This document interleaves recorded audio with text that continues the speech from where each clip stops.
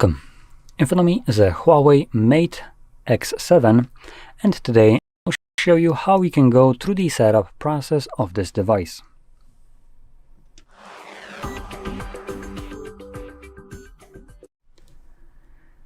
So when you get your device, pull it out of the box, it should have a similar screen that you can see on my end, probably just different language. Now in this weird bubble kind of looking thing, you want to find your desired language, and for me that will be English. Not the most intuitive layout, but it's the only one we got. And while we're at here, you can also check out the reading aid, which is basically some options that would help you see the device a little bit better. So we have magnification, you can enable this if you want to, and we also have font size. Now moving on, we can select get started, and we can now select our region. I'll be definitely not selecting UK, as I do value things like freedom of speech, and even if I was there, I wouldn't want to be. So I'm going to be selecting Poland, which is a little bit better in this aspect. Alternatively, I also want to add this. Maybe this will work, maybe it won't. At this point, it's more like a tinfoil theory. So the idea here is to select a region that is part of European Union, as European Union is more consumer friendly. When companies do things, they usually do it to be, for revenue, which, to be honest, it's not consumer friendly. Fleecing us out of as much money as they can possibly figure out we are willing to pay is not very consumer friendly. So for this reason, selecting something like Poland, which is part of EU, could potentially give you some nice benefits later on if European Union finally gets pissed off about some bullshit kind of actions of a company and create a law against it. Now there are two possibilities probably that might happen. Either the company will just pull out their devices from sale from that region and just basically write it off as, oh well, too freaking bad, we're not going to be doing business with European Union, which that kind of seems a little bit stupid, or they will comply. Alternatively, they can just kind of ignore it and continuously keep paying fines, but that's probably less likely, as EU has been known to constantly increase the prices of those fines. So in any case, you're probably going to look at the second option, which means that the company will comply eventually, and by doing so, they might potentially only comply in European Union with this while not changing anything anywhere else, because it's beneficial to them. So by selecting something like Poland, while not even being here, you could potentially be included in these changes if you selected the correct region. So anyway, let's move on to terms of use. So we have end user software license agreement and basic service statements. Honestly, let's be honest, none of us ever read this, a single word of it, even though probably it's one of the things that we should always read, but it is what it is. I'm just gonna select continue.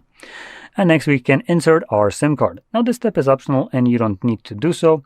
Alternatively, you can also insert an eSIM in here. Well, add probably would be more like a correct way to describe it. And you can do so by clicking right here. Just keep in mind, number one, for eSIM, you will need to have internet connection. So next page, you'll be forced to connect to Wi-Fi. And additionally, if we pop out the tray at the bottom, just to showcase this.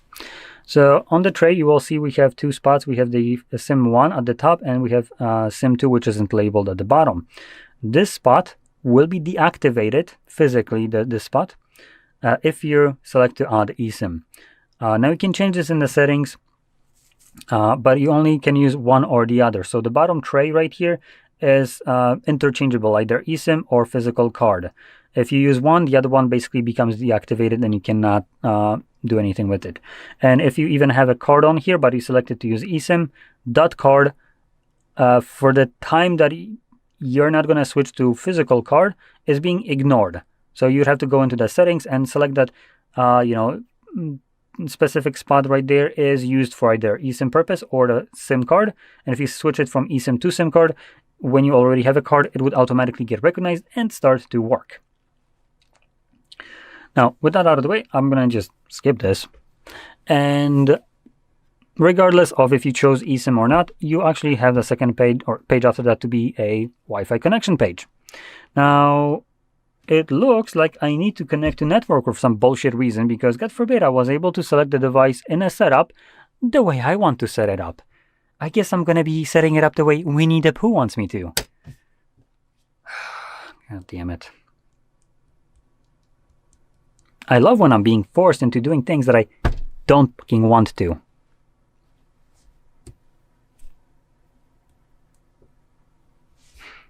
Anyway, now we can continue. After we were basically forced to give away our location, our internet, our personal localization, and other bullshit that we never really wanted to do. Awesome. Next, we have data and privacy. Wow, what a fucking cunt thing to put right after you forced me to connect to network without giving me the ability to turn off things like localizations and other things. Go fuck yourself. We're just going to ignore this. It's Huawei. There's a reason why they're banned in the US. Anyway, next we have device protection. So we can select a couple different ways to protect our device, either through fingerprint, face recognition, and under the screen lock, we have pin pattern, or password. So you can choose whichever one you want. I'm going to select the pattern right here. Now, when planning to use fingerprint or face recognition, or both, you'll always be forced to select a screen lock of any sorts, as the fingerprint and face recognition are biometrics, and those are not 100% reliable. Sometimes they'll just fail to unlock your device for unknown reasons. So if you try to unlock it too many times using set kind of way, for face recognition, it just stops trying to unlock it through face. Fingerprint will just also prevent you to scan your fingerprint after several failed attempts. So that will leave you again with just the screen lock that, as long as you insert it correctly, should work. Unlike fingerprint, which it's not like you can change it, and it still sometimes doesn't work. So once we select the screen lock, we can go back and choose either one of those or both of them, but I'm gonna do set later. And next we have parental control. This is up to you if you want to set this up or not. Next we have Huawei ID. Now, right here we just have some information about what it allows us to do. So we have things like cloud storage, find my device, AppGallery, which is basically Play Store or App Store, and wallet. Now we're going to click on continue, as that's the only thing we can do. And here you could sign in to your Huawei ID if you have one. If you don't, you can create one by selecting right here, don't have a Huawei ID or don't forget it. So this would allow you to go in here and just add one. But it also allows us to skip this altogether if we don't want to sign in at all, which is a option for you. But considering this is closer to what Apple does rather than Android, you probably want to have a Huawei ID and have it signed in, as at that point you will be able to download applications from the AppGallery, and there's no other store out of the box that you could use on here. Next we have HMS Care. So we have add ID statistics. Yeah, we're going to disable that. It's basically just data gathering for advertisements and personalized ads. The same thing, bullshit. So you can turn that crap off, and we can move on to the next page. You can also enable the auto updates if you want to. Try it for some reason disabled. Next we have enhanced services. Now, I think this is basically, quickly check, provides a range of enhanced services that help us get the most from your device. Touch this enhanced services. Link about the. So I think this is just kind of data gathering to help them improve their devices. Which, you know what? No thanks. Oh, okay, this is definitely that. So user experience improvement programs. So this one is definitely going to be gathering your data, sending it to Huawei so they can, quotation mark, improve their device. Now, you want to select later. You paid for the full device, and obviously you overpaid for this one. It's a folding phone. So if this device isn't finished out of the box or has something to be updated with additional features that you might be interested in, it's in Huawei's best interest to fucking do it, because you didn't pay a small amount of money for this device, so you shouldn't be responsible for sharing data so they can monetize it, sell it, and make profit off of it with a little breadcrumbs that, oh, we might update your device with some new cool features. You better do it, or you're not going to probably buy a next device. Next we have share analytics. Yeah, again, anything says sharing, screw off. Location services. It's a little bit already late. The device has already been located and we already connected to network and all that shit. So like I said, it's a little bit of a cunty thing to do, to show this near the end of the setup, once every data has been already gathered. So I'm gonna select later anyway, just because I despise this.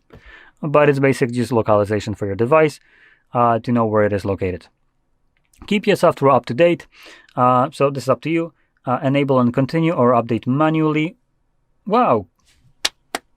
Finally, they removed this option from being hidden in a text like it was before. So you had like a update manually was like somewhere in a text, you needed to click it. But they still do bring up the bullshit right here. Anyway, next we have data import. This is a very nice thing that you get right here. So this would allow you to move data from your old device to this one quite seamlessly. Now we have several different ways of going about it. We can do it through the Huawei cloud, or we can do this through Phone Clone. A Phone Clone is Huawei's application that allows you to connect two devices together and select what kind of data you will be moving. It's honestly one that I very much like and highly recommend using that. And you can get this device on basically any phone, as long as I think it's not an iPhone. I think you won't be able to get it on an iPhone. I could be wrong though. On Androids though, you will be able to find this application, Phone Clone, in the Play Store. But I do want to warn you, that application will not work. You want to go to the dedicated, their own website. So Huawei, I believe, .com or whatever they're using as their domain. And in there, look for the clone or Phone Clone application as an APK that you can download for your Android, install it then, and it will allow you to connect these two devices together. So if you have like an old Samsung right here, you could then download that Phone Clone app on here, connect these phones together, and I'll be able to, at that point, select what kind of data I would be moving from this phone to this one. And it allows me to move everything along the lines of my accounts, to call logs, to contacts, phones, photos, videos, application, and even application data. So that's very good. Now, I won't be doing that. I will be actually selecting it to set it up as new. And last thing we'll get right here is the navigation setup. So we can either use buttons or gestures. If you want the buttons, the recent, home, and back, you will want to click right here, change navigation method, and it will then automatically switch it. But I like gestures, so I'm going to select just finish. And before we actually get to the home screen, it gives us last information about the pathetic fragility of these displays. So there's a couple of things in here. Things like, for instance, don't remove the protective film. The device does have like a specific protection screen on here. It's supposedly like something along the glass, or very kind of flexible glass or something along those lines. But what you might experience is after some time of usage, you'll start to get air kind of starting to sneak in where the screen bends. So basically right here where we have the, this weird crap. So when that starts to happen, I don't know if Huawei has the same kind of policy as, for instance, Samsung, but Samsung does offer a replacement for free as long as the device is on warranty. And at this point, they only offer one. So if that is the case, you might want to utilize it. Just check it out. You don't want to remove that film yourself, even though it would be coming off after some time for you. And additionally, at least for Samsung, as I did read into this, if you procrastinate long enough with this, the screen that it will start to peel, they might just void your warranty for that purpose. It just seems like some bullshit arbitrary way to just remove your warranty with something that you should be responsible for anyway. So be aware of that. Now, another thing is don't press any kind of sharp objects into it, pens or anything like that, as this is, even though it's supposedly called something like glass or whatever, it is in reality plastic. Whatever they want to call it, it acts as plastic and it feels like plastic. So if it acts like a duck, quacks like a duck, it's probably a duck. You might want to call it a swan, but it doesn't change shit. Anyway, next we have do not press hard on the screen. Like I said, it's made out of plastic. You can literally just take your fingernail and do this. Just watch Jerry Rig if you've never seen this. And the phone will now get a nice little a line, like almost a scratch or deep kind of crevice from your fingernail. Next is just an info about the fragility of it. So slight creases and sounds are normal. Now, as a new device, you won't actually hear that, which is kind of funny considering telling you it's normal when the device out of the box doesn't have that. Only after using it for sometimes does it develop these kind of noises. Let's see if we have any here. Nope, not yet. Sometimes you might eventually hear this kind of sound like something is crumpling up when folding it. You hear like it's completely normal. At least supposedly it is normal. It was happening on my Fold, which I did have the Samsung Galaxy Fold. I think it was 4.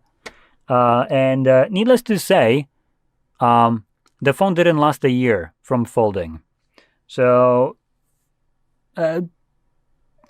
whatever that means, I'm just putting it out here.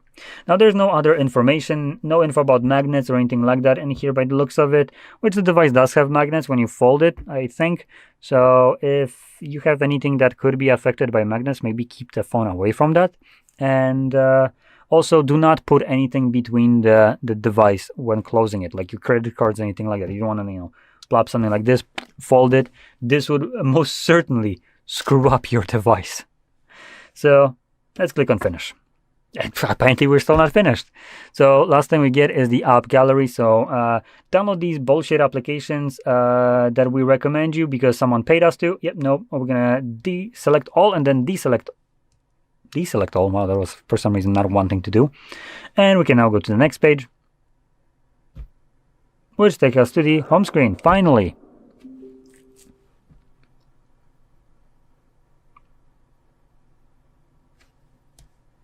There we go. So that's about it. Now, if you found this very helpful, don't forget to hit like, subscribe, and thanks for watching. Hi everyone, in front of me I've got Huawei Mate X7 and let me share with you how to change the screen timeout on this device.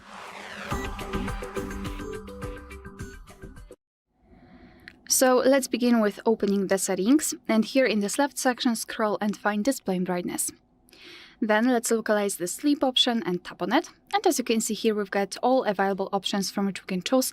At the top, we've got relatively short ones, and at the bottom, the longest, which is 10 minutes. So all you have to do is to tap on the option like to use. I'll pick 10 minutes, and as you can see, it is immediately notified right here, which means that from now on, after 10 minutes of an activity, this device will black out.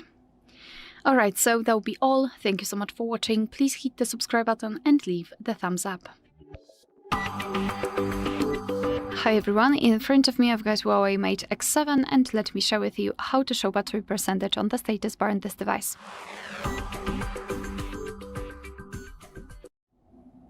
So let's begin with opening the settings, and here in this left section we have to scroll and find the battery. Here let's localize show battery percentage and tap on the switcher next to it. And as you can see, your device will immediately show you the percentage inside the battery icon, and this is the only way to show the percentage here. I mean, we cannot show it, for example, next to the battery icon. We need to show it inside. Of course, if you want, you can turn it off just by tapping on the switcher again, so it's up to you which one you prefer. Alright, so that will be all. Thank you so much for watching. Please hit the subscribe button and leave the thumbs up. Hi everyone, in front of me I've got a Huawei Mate X7 and let me share with you how to clear credentials on this device.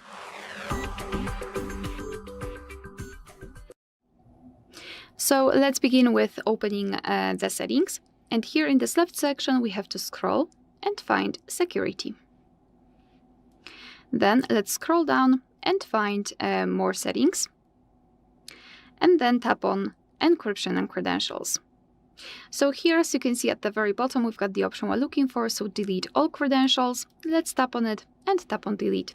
And as you can see, we've got this information that the credential storage has been removed successfully. Alright, so that will be all. Thank you so much for watching. Please hit the subscribe button and leave the thumbs up. Hi everyone, in front of me I've got Huawei Mate X7 and let me share with you how to reset up preferences on this device.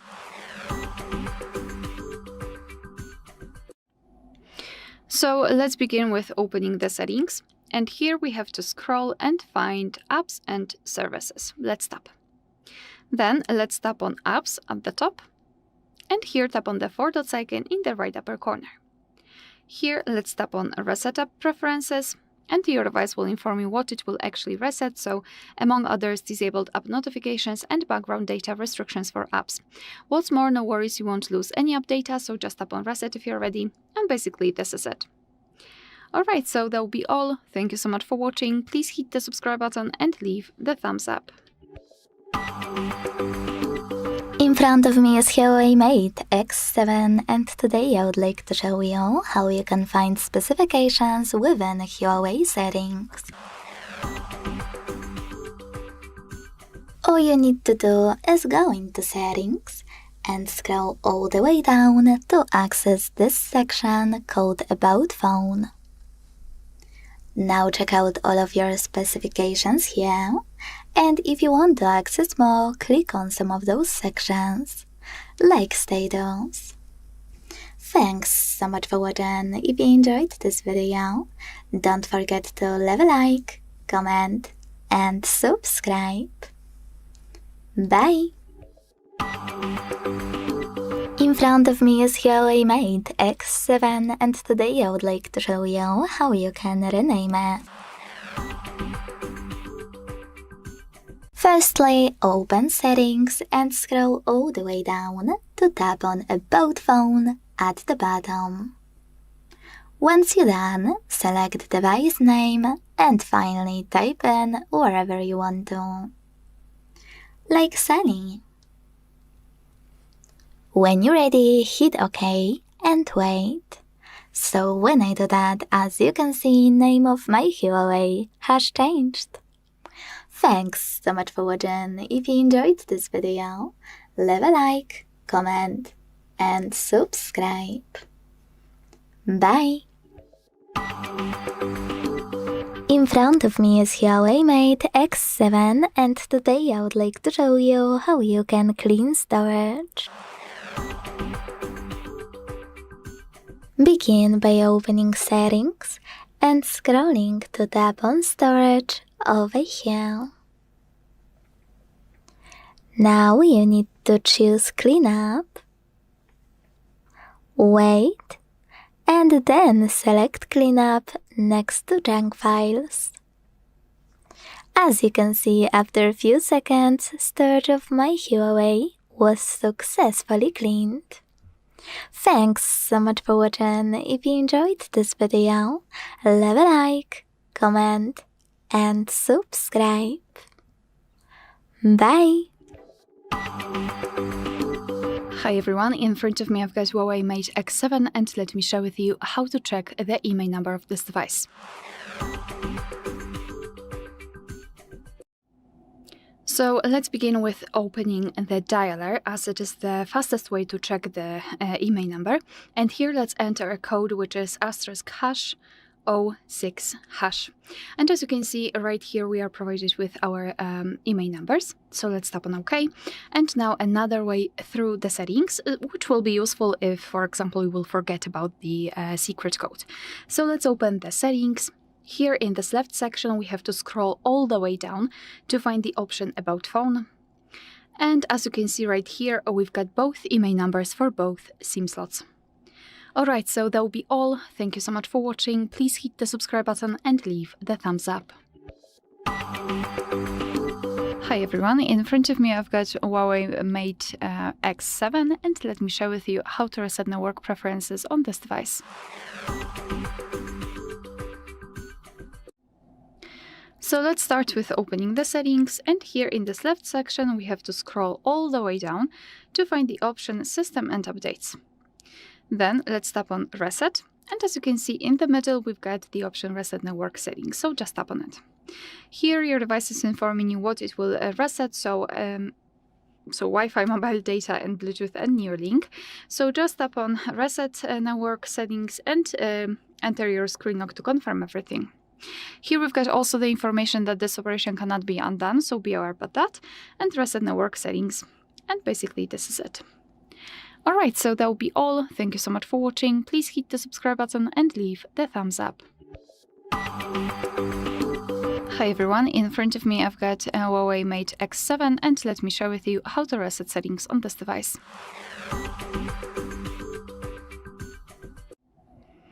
So let's start with opening the settings, and here in this left section we have to scroll all the way down to find the option System and Updates. Then let's find Reset and tap on Reset All Settings at the top. So here your device is informing you what it will actually reset, so network settings, fingerprints, face recognition, and lock screen password. So just tap on Reset All Settings, confirm everything with your screen lock. And here we've got the information that your phone may need to restart and this action cannot be undone, so be aware about that and tap on Reset All Settings if you're ready. And now we have to simply wait until this process will be finished. Alright, so that will be all. Thank you so much for watching. Please hit the subscribe button and leave the thumbs up. In front of me is Huawei Mate X7 and today I would like to show you how you can resize icons. First of all, you need to pinch your display until all of those options show. When they do, tap on Home Screen Settings at the bottom right corner. Then scroll to click on Icon Size and operate this slider to adjust it. You can check out Preview at the top. When you finished, just go back and check it out. As you can see, size of my icons has changed. Thanks so much for watching. If you enjoyed this video, don't forget to leave a like, comment, and subscribe. Bye! Hi everyone, in front of me I've got a Huawei Mate X7 and let me share with you how to turn off running apps on this device.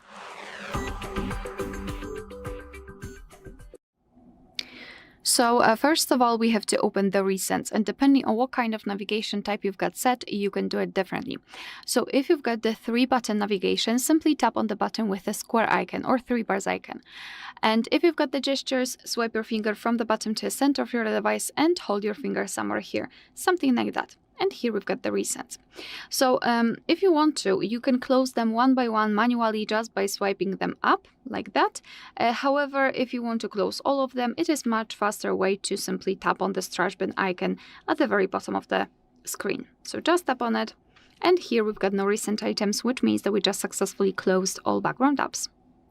Alright, so that will be all. Thank you so much for watching. Please hit the subscribe button and leave the thumbs up. In front of me is Huawei Mate X7 and today I would like to show you how you can change display refresh rate. First of all, go into Settings and scroll to tap on Display and Brightness. Now scroll again, this time to click on Screen Refresh Rate. And finally, apply any of those by tapping on the best one for you. Dynamic, High, or Standard. Wherever you decided, when you're ready, go back and your changes will be automatically applied. Thanks so much for watching. If you enjoyed this video, leave a like, comment, and subscribe. Bye! Hi everyone, in front of me I've got Huawei Mate X7 and let me share with you how to check the serial number of this device.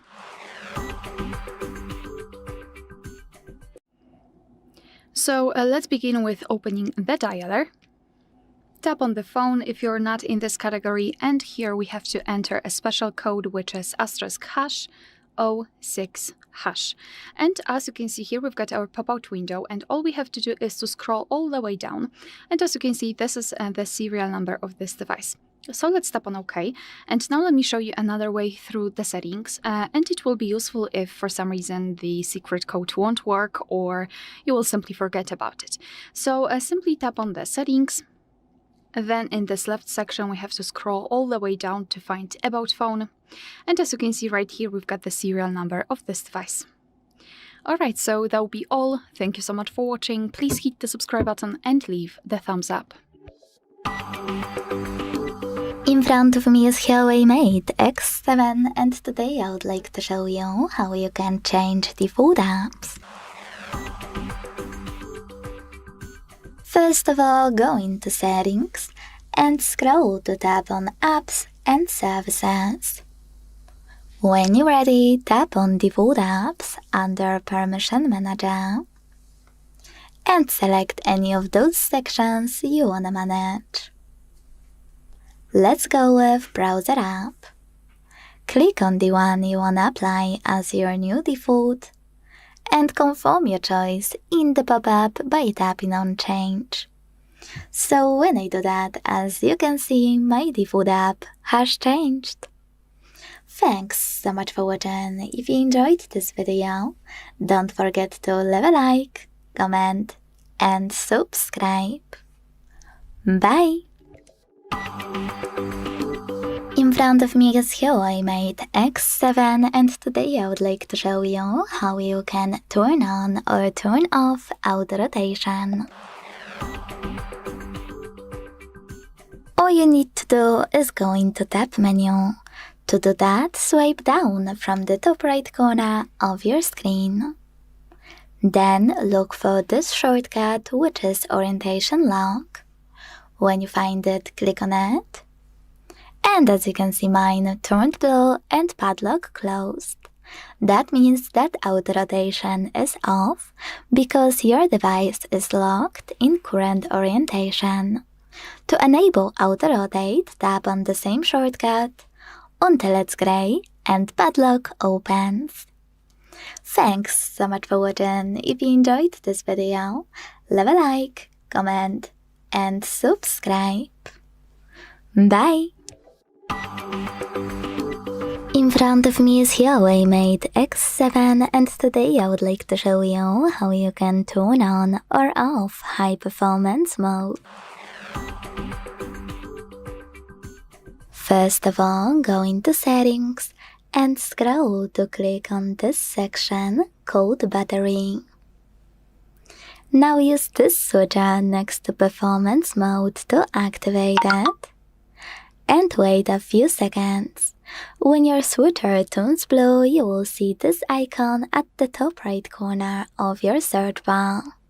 That means that high performance is on, but you can always switch it off by tapping on the same switcher until it's gray. Thanks so much for watching. If you enjoyed this video, leave a like, comment, and subscribe. Bye! In front of me is Huawei Mate X7, and today I would like to show you how you can resize font. Begin by opening Settings and scrolling to click on Display and Brightness available here. Now you need to choose text size and weight. And when you're ready, operate this slider under text size to adjust it. You can check out Preview at the top. So when I go back, as you can see, my changes were successfully applied and my font size has changed. Thanks so much for watching. If you enjoyed this video, don't forget to leave a like, comment, and subscribe. Bye! In front of me is Huawei Mate X7, and today I would like to show you how you can change theme of Celia keyboard. First of all, go into Settings and scroll all the way down to tap on System and Updates. When you're ready, select Language and Input, and then click on Celia keyboard over here. Last but not least, select Skins right under Language and tap on the best one for you. Then go back to check it out. As you can see, theme of my keyboard has changed. Thanks so much for watching. If you enjoyed this video, don't forget to leave a like, comment, and subscribe. Bye! In front of me is Huawei Mate X7, and today I would like to show you how you can turn on or turn off location. Start by going into Tab menu. To do that, swipe down from the top right corner of your screen. Now you need to find location shortcut, and once you do, click on it. As you can see, mine is blue. That means that location is on, but you can always switch it off by tapping on the same shortcut until it's gray. If you wanna, you can go into Settings, scroll to tap on Location section available here, and use this switcher next to Access My Location to either turn it on or switch it off. Thanks so much for watching. If you enjoyed this video, leave a like, comment, and subscribe. Bye! In front of me is Huawei Mate X7, and today I would like to show you how you can turn on or turn off auto brightness. Begin by opening Settings and scrolling a tiny bit to tap on Display and Brightness. Now use this switcher next to Automatic right under Brightness slider to either switch it on or turn it off. Quick tip, if you want to, you can also go into Tab menu by swiping down from the top right corner of your screen and hold Brightness slider. When you see this pop-up, select Settings and access them right away. Thanks so much for watching. If you enjoyed this video, leave a like, comment, and subscribe. Bye!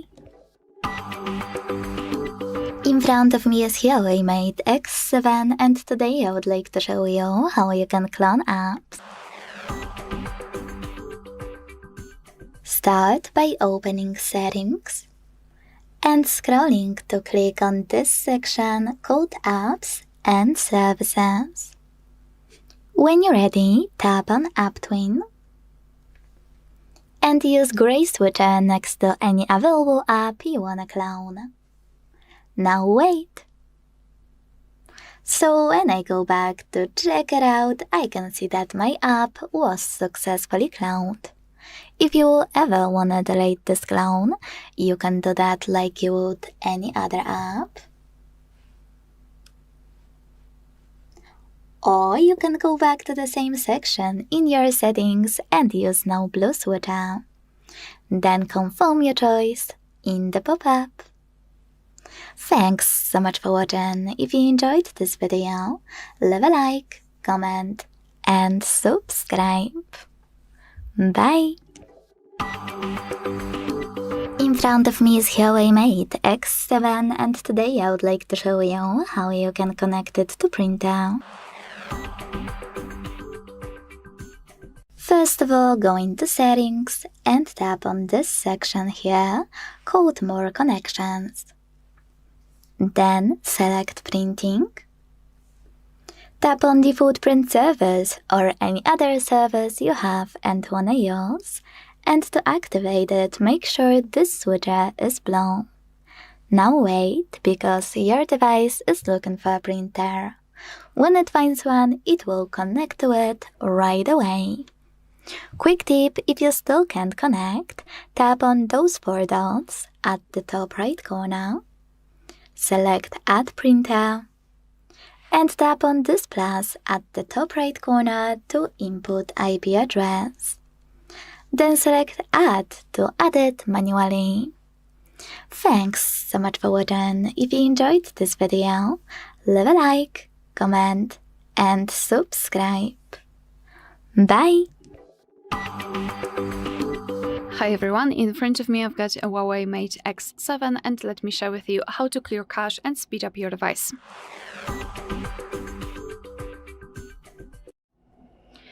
So let's begin with opening the settings, and here we have to scroll and find apps and services. Then go to apps, and right here we've got the list of apps which are currently installed on this device.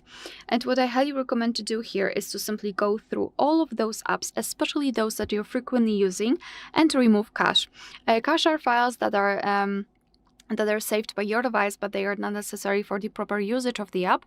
Moreover, sometimes they might interfere if they are corrupted, and they are occupying the memory. Maybe not a lot of memory, but they can slow down the app.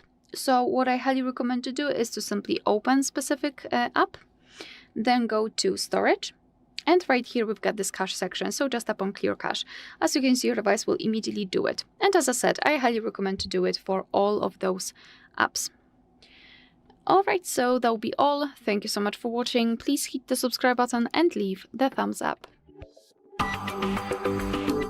In front of me is Huawei Mate X7, and today I would like to show you how you can turn on or turn off autocorrection in both Celia and Microsoft keyboards. First of all, go into Settings and scroll all the way down to access this section called System and Updates. Then tap on Language and Input. And let's start with Celia keyboard. Select it by clicking on it here. And tap on Input section to locate autocorrection over here. Then use this switcher right next to it to switch it off or turn it on. If you are using Microsoft keyboard, click on it here. Then select Typing. And tap on the switcher next to autocorrect feature. Thanks so much for watching. If you enjoyed this video, leave a like, comment, and subscribe. Bye! Hi everyone, in front of me I've got a Huawei Mate X7 and let me share with you how to soft reset or force restart this device.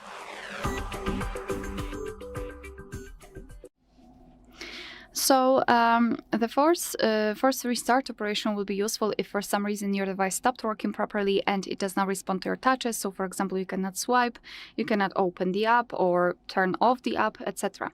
And all you have to do is to use the combination of keys that is usually used for the screenshot. So the volume down button and power button.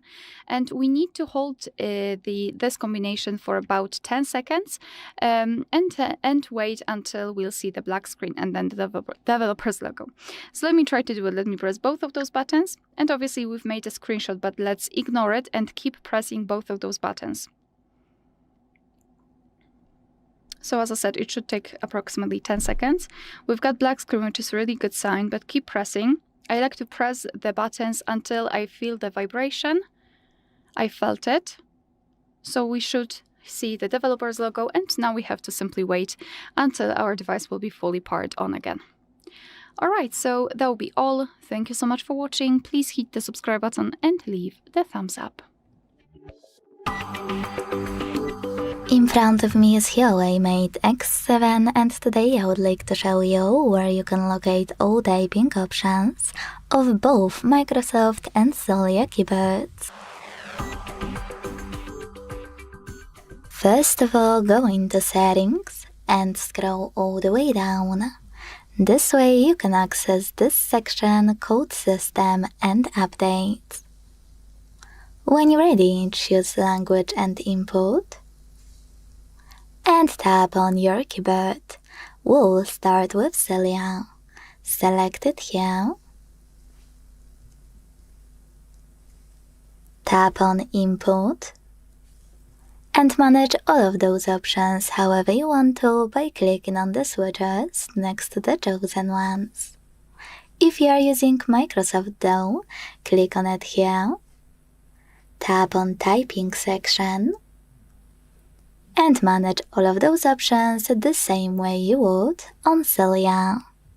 Thanks so much for watching. If you enjoyed this video, leave a like, comment, and subscribe.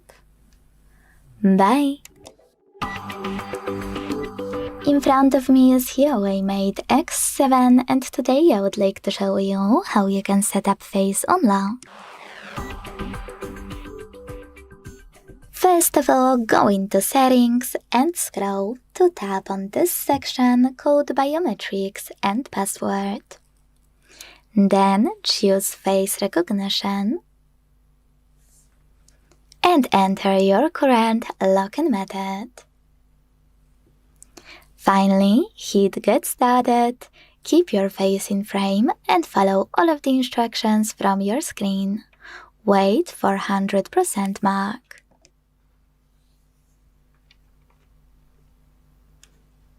When you finished, select Done. Then manage all of those options however you want to, and when you finished, go back. So when I switch off my screen, turn it back on and look at it, I can see that Face Unlock is working properly. Thanks so much for watching. If you enjoyed this video, leave a like, comment, and subscribe.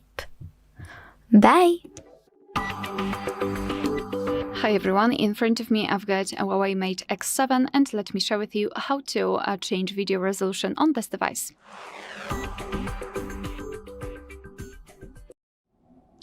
So let's begin with opening the camera app.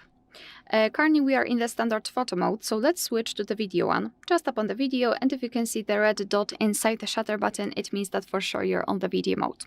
Now we can take a look at this bar here with options. So let me just change the position of the photos, not the photo, but the device, so you will be able to see it actually. Let's take a look at it, and all you have to do is to tap on this first option. In my case, it is now 21:9 ratio. Just tap on it, and in this device we've got 4 different options. 3 of them are 16:9 and only one 21:9, with also 1080p, 720p or 4K.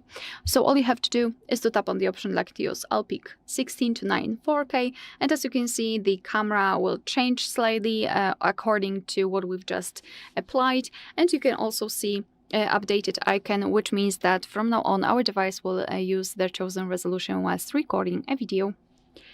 Alright, so that will be all. Thank you so much for watching. Please hit the subscribe button and leave the thumbs up.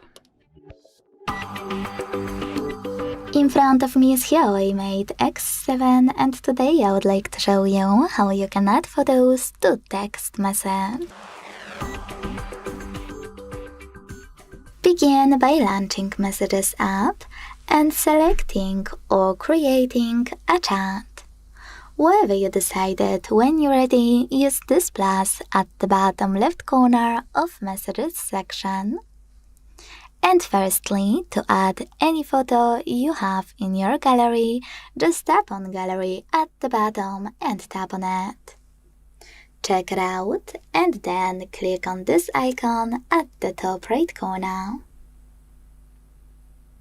Wait and go back. Then you can send it right away. If you want to take a photo and add it, use Camera section next to Gallery. Then switch your camera to the one you wanna use and take a picture. When you're done, just use this check mark at the top right corner to attach it. Thanks so much for watching. If you enjoyed this video, leave a like, comment, and subscribe. Bye! Hi everyone, in front of me I've got Huawei Mate X7 and let me share with you how to clear the browser on this device.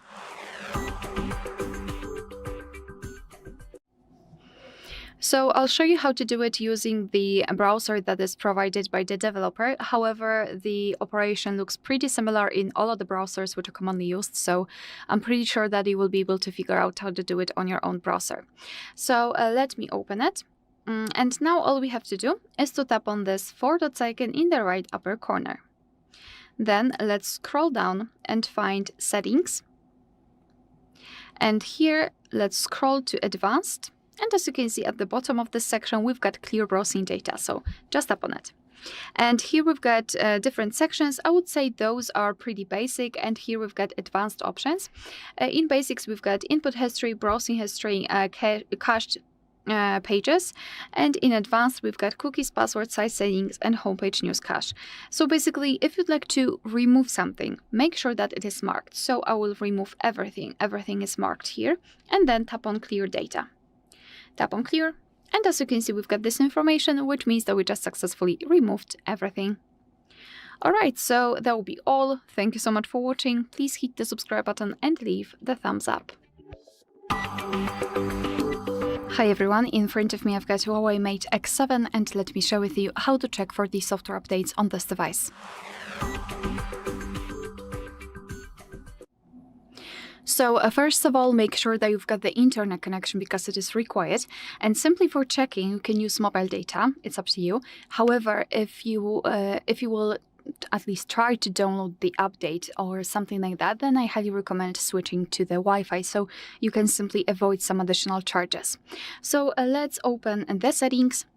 And here in this left section, we have to scroll all the way down to find the option System and Updates. Then let's tap on Software Update, which is at the very top. And as you can see, your device is checking for the updates.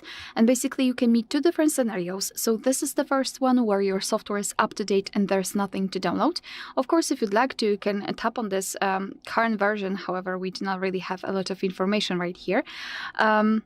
And the second scenario is where your device will actually find the update. It will show you the information about it, what has been fixed, what has been added, what is the version that you want to download. And after that, all you have to do is to simply tap on Download or Install. It should appear somewhere here. And then your device will apply the update. Alright, so that will be all. Thank you so much for watching. Please hit the subscribe button and leave the thumbs up. Hi everyone, in front of me I've got Huawei Mate X7, and let me share with you how to enable the developer options on this device.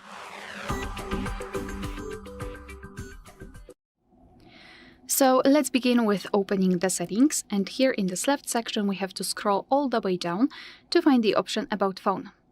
Then let's localize software version and keep tapping on it until you'll see the information that you're in the developer mode. If you've got any kind of screen lock, your device will ask you to enter it to confirm the whole step. So now we have to go to the System and Updates, and here let's go to Developer Options.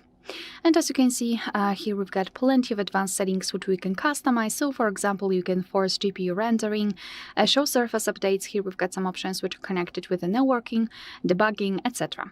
So basically all you have to do to turn on the feature is to tap on the switcher on it, for example like here, and it will be immediately activated and applied. Of course, you can turn it off the same way, and if you've got the options without the switcher, simply tap on them to open more options to choose from. If you're done with customization of developer options, you can turn them off. Just go to the very top of the list and tap on the switcher at the top next to developer options. And as you can see, after getting back to the System and Updates, the developer options will disappear from the settings. But of course, no worries, you can customize them again. Just go back to the software versions tab and keep tapping on it. Alright, so that will be all. Thank you so much for watching. Please hit the subscribe button and leave the thumbs up. Hi everyone, in front of me I've got Huawei Mate X7, and let me share with you how to allow installation sources.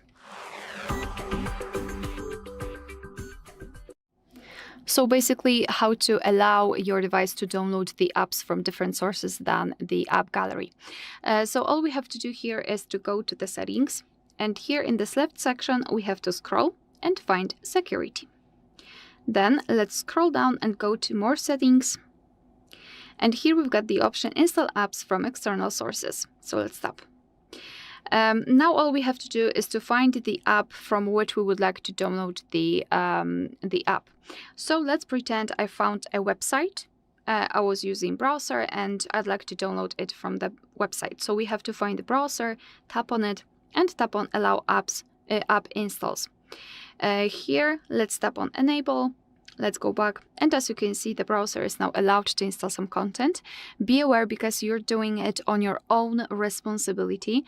Some third-party apps aren't verified by the developer, so you may put your data and actually whole device at risk.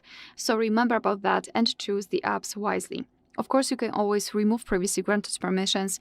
Just tap on the browser, in my case, of course, and tap on the switcher next to allow from the source. And as you can see, the browser is now not allowed to install anything. Alright, so that will be all. Thank you so much for watching. Please hit the subscribe button and leave the thumbs up. Hi everyone, in front of me I've got Huawei Mate X7, and let me share with you how to update the apps on this device. So first of all, you have to make sure that you've got the internet connection, because it is required to download something. And beware, I highly recommend using Wi-Fi instead of mobile data, so you can avoid some additional charges. And you've got the internet connection. Now all we have to do is to find AppGallery. So let me just go to apps, because in my case I've got the AppGallery here, but just find it in your device and tap on it. Now we have to tap on Me in the right lower corner. And as you can see right here, we've got the section App Updates. And immediately we can tell that we've got 17 updates. So all you have to do is to tap on App Updates. And here we've got those recommended. You can tap on View More.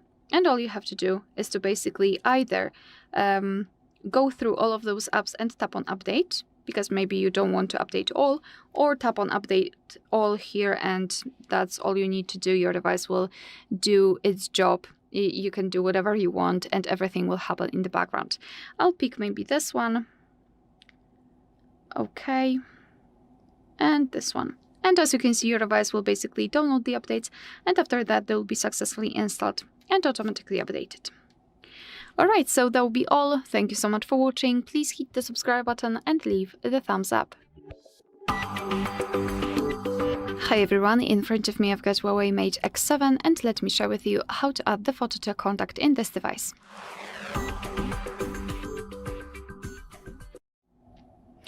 So let's start with opening your contact list, for example with the usage of the dialer. Just tap on it and tap on contacts, which are right in the middle. So here, let's localize the contacts that you'd like to edit. In my case, it will be Mary. And after tapping on it, just tap on this edit icon in the right upper corner. So this icon with a pencil. Now we have to tap on this profile picture. And as you can see, we've got two different options. So we can either take a photo, and after choosing this option, your device will immediately open the camera app. So this is the best option to choose if you've got the person right in front of you and you'd like to quickly catch a photo of him or her, or you can choose the photo from the gallery. So let me just choose it. And now all we have to do is to find the photo and tap on it. If you're ready, just tap on the stick icon in the right upper corner. And here in this section, we can change the position of the photo. We can zoom it in or out just by pinching our fingers. And thanks to it, we can decide what we will see after saving the whole contact, because this highlighted circle is responsible for it. So position it just like you want to and tap on the stick icon in the right upper corner. Then tap on the tick icon again. And as you can see, this is how our contact will look like. Of course, you will be able to see this photo on the contact list and, for example, during all incoming calls from that specific number. Alright, so that will be all. Thank you so much for watching. Please hit the subscribe button and leave the thumbs up. In front of me is Huawei Mate X7, and today I would like to show you how you can connect it using Bluetooth. First of all, go into Settings and tap on this section called Bluetooth right away. Now to activate it, use gray switcher at the top right corner and wait for available devices to show.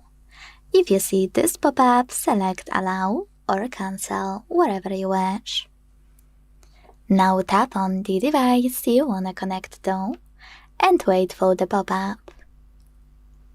Now you can tap on this icon next to allow access to your contacts and call history to enable or disable it, and hit Pair.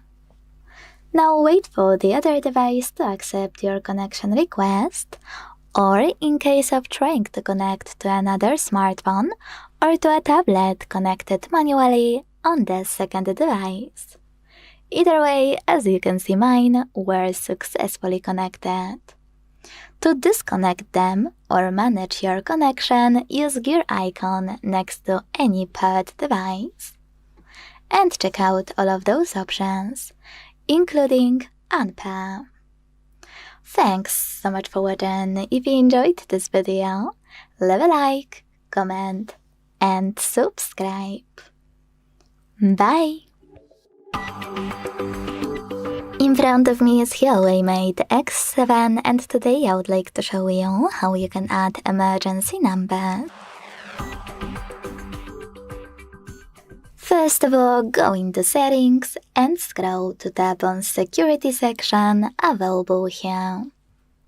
Now scroll again, but this time choose Emergency SOS. When you're ready, click on Emergency Contacts. Tap on Add Emergency Contact and click on the one you wanna set up. Then choose OK in each pop-up if you want to notify this contact that it became your emergency one. If you don't, select Cancel. To manage your contact list, you can always use this icon at the top right corner and remove any contact from your list. You can also add a new one. Either way, once you're done, go back to check it out. So when I switch off my screen, turn it back on and swipe up, I can tap on Emergency at the bottom on the left. Then choose Emergency Information and see my emergency contact. Thanks so much for watching. If you enjoyed this video, leave a like, comment, and subscribe. Bye! In front of me is Huawei Mate X7, and today I would like to show you how you can open apps in split screen view. Begin by selecting an app you wanna use in this view and launching it in the background, like that. When you're ready, tap on this icon at the top right corner of it to turn it into a floating window. Now, to use two apps in split screen, tap on the second one. Then hold this line at the top of your window and drag it all the way up.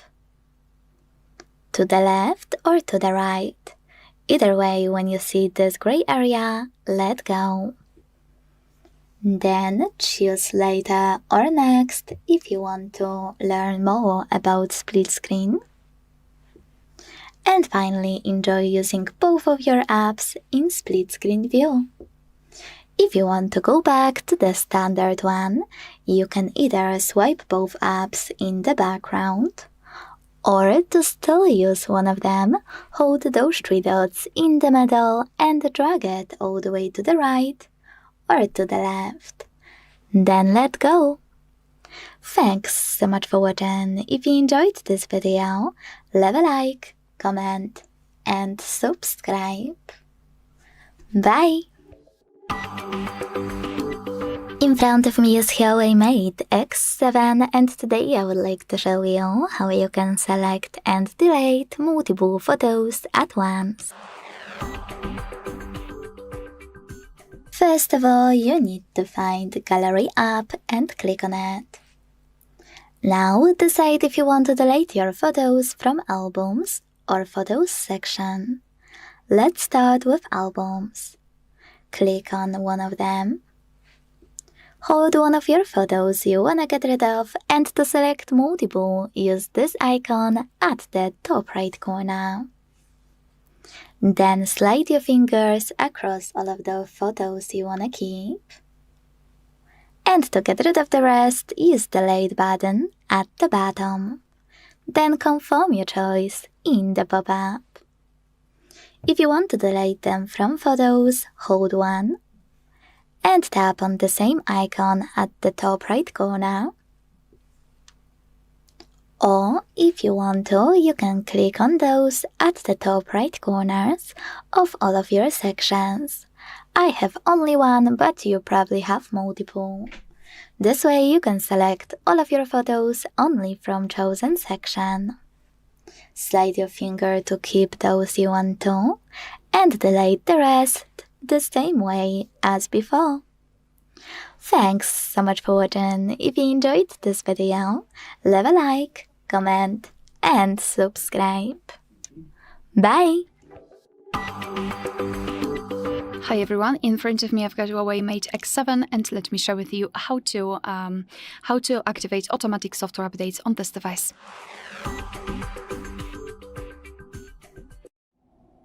So this method is really user-friendly, nothing really complicated here. So all you have to do is to tap on the settings. So let's open the settings. Here in this left section we have to scroll all the way down to find System and Updates. So let's tap. At the very top we've got Software Updates, so just tap on it. And now let's tap on this gear icon in the right upper corner. And as you can see here, we've got two options, so auto download over Wi-Fi and update overnight. Both of those options should be turned on, by default. However, if not, just make sure that they will be turned on. So just tap on the switcher. If it is in this bluish color, then it means that it is turned on. So your device will automatically download the updates over the Wi-Fi. So whenever you've got the Wi-Fi connection, which is really important because if it will try to download it over the mobile data, then it might be a little bit costly, let's say. And here, update overnight. And to be honest, I highly recommend to keep this option turned on. So be sure that you've got it turned on, because thanks to it, not only your device will download the updates, but also it will apply it overnight. So whenever you're not using your device, it is usually between 2 and 4 a.m. If it is not in use, of course. So basically, this is it. Thank you so much for watching. Please hit the subscribe button and leave the thumbs up.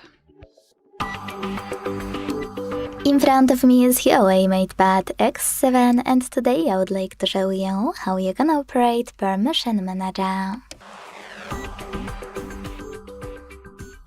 First of all, go into Settings and scroll to tap on Privacy section available here. This way you can tap on Permission Manager right away.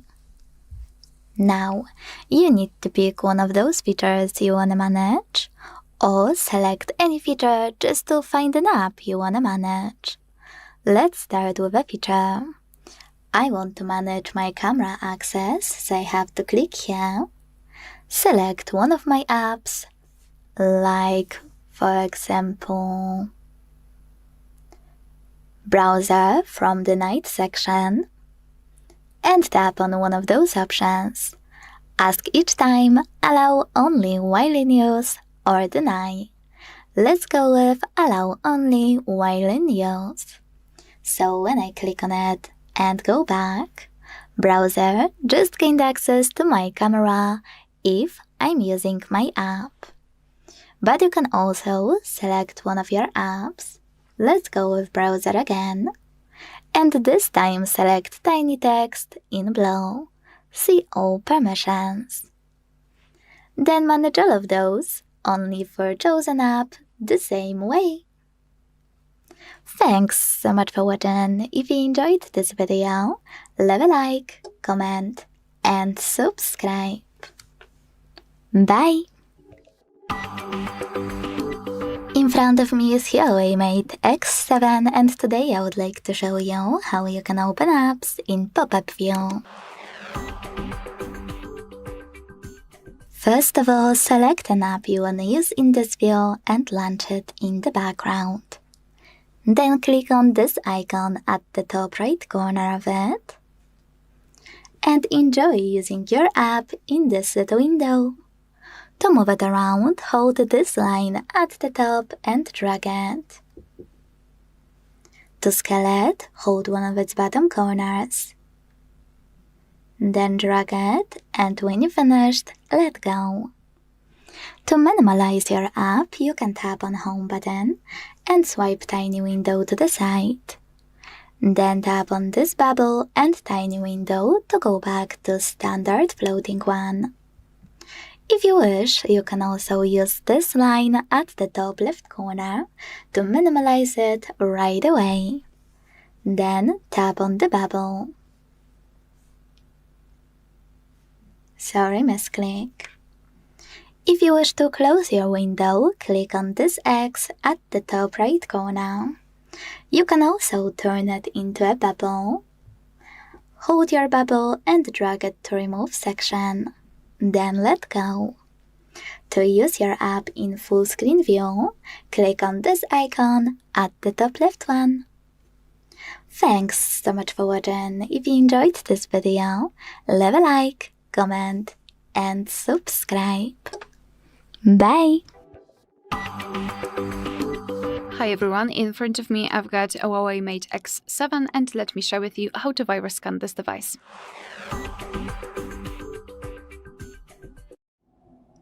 So I've got good news because you don't really need to do that. And why? Basically, your device has a built-in virus scanner. And it does everything automatically. So you do not really need to kind of trigger the button to check for the viruses because it does everything in the background. So let me show it to you. All you have to do is to find the optimizer. So this is the app. This app is pre-installed by the developer. So for sure you've got one. No worries, just find it and tap on it. Let me go back. This is what you will see. Here we've got this virus scan option, so just tap on it. And as you can see here, we've got the information that our device is secure and the information that our device will automatically scan itself for and remove viruses. You will be notified if a threat is detected. So your device will for sure notify you that something is wrong, and either you have to take some steps in order to get rid of the risks, or your device will again do everything automatically. But no worries, you will be notified and your device is constantly scanning itself to find any kind of viruses or malware. Of course, if you're not sure, you can try to find some third-party apps that will virus scan your device additionally, but to be honest, I don't really think that it is necessary. Alright, so that will be all. Thank you so much for watching. Please hit the subscribe button and leave the thumbs up.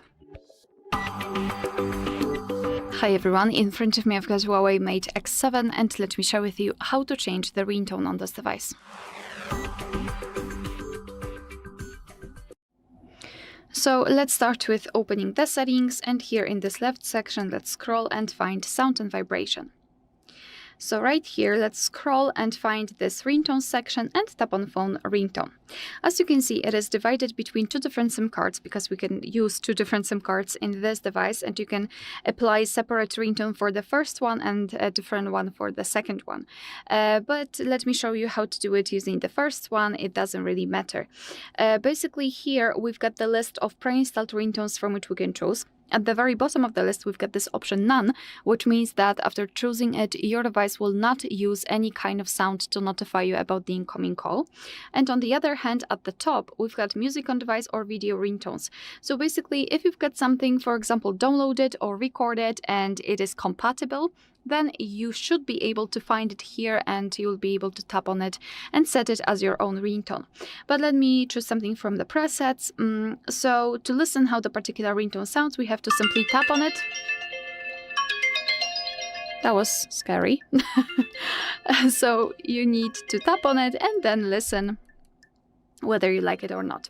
So let's pretend I'd like to use this neon option. So just tap on it, make sure that it is marked, and then go back. As you can see, it is immediately notified right here, which means that from now on, our device will use the chosen ringtone to notify us about the incoming call. Alright, so that will be all. Thank you so much for watching. Please hit the subscribe button and leave the thumbs up. In front of me is Huawei Mate X7, and today I would like to show you how you can operate vibration settings. Begin by opening Devices Settings and scrolling to tap on Sounds and Vibration. Now, if you want to mute your device fully, leaving only vibration, select Vibration here.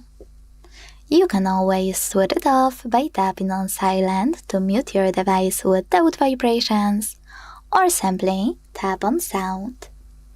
When you're done, scroll and click on all of those sections. In each of them, you can tap on vibration at the top and select none to disable it, synchronized to synchronize it with current default melody, or tap on one of those patterns. When you finished, go back and adjust it for all of those, message tone and notification tone too. When you finished, scroll all the way down and tap on more settings. Here you can manage those two switches, one next to vibrate when ringing to turn it on or switch it off. And last but not least, this one next to system haptics to enable or disable vibrations for key system events and interactions. Thanks so much for watching. If you enjoyed this video, leave a like, comment, and subscribe. Bye! In front of me is Huawei Mate X7, and today I would like to show you how you can change this device's theme. First of all, you need to find Themes app and open it. Now pick perfect theme for you from one of those options at the bottom, Featured, Categories, or Top. You can also tap on the search bar and type in wherever you want to. After finding a perfect theme, you can either buy one or select one of the free ones. Let's go with this one. Hit download, tap on apply, and then select discard or keep in the pop-up. As you can see, after a few seconds, theme of my Huawei has changed. If you want to, you can go back to your default theme by tapping on Themes app again, and this time selecting Me at the bottom right corner.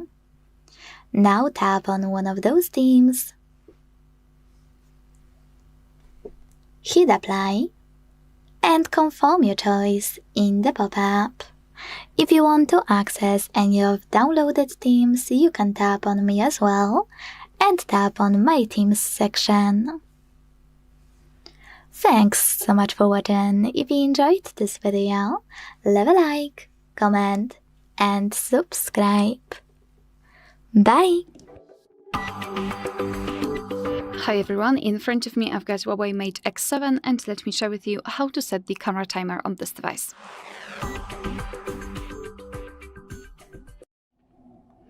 Alright, so let's start with opening the camera app.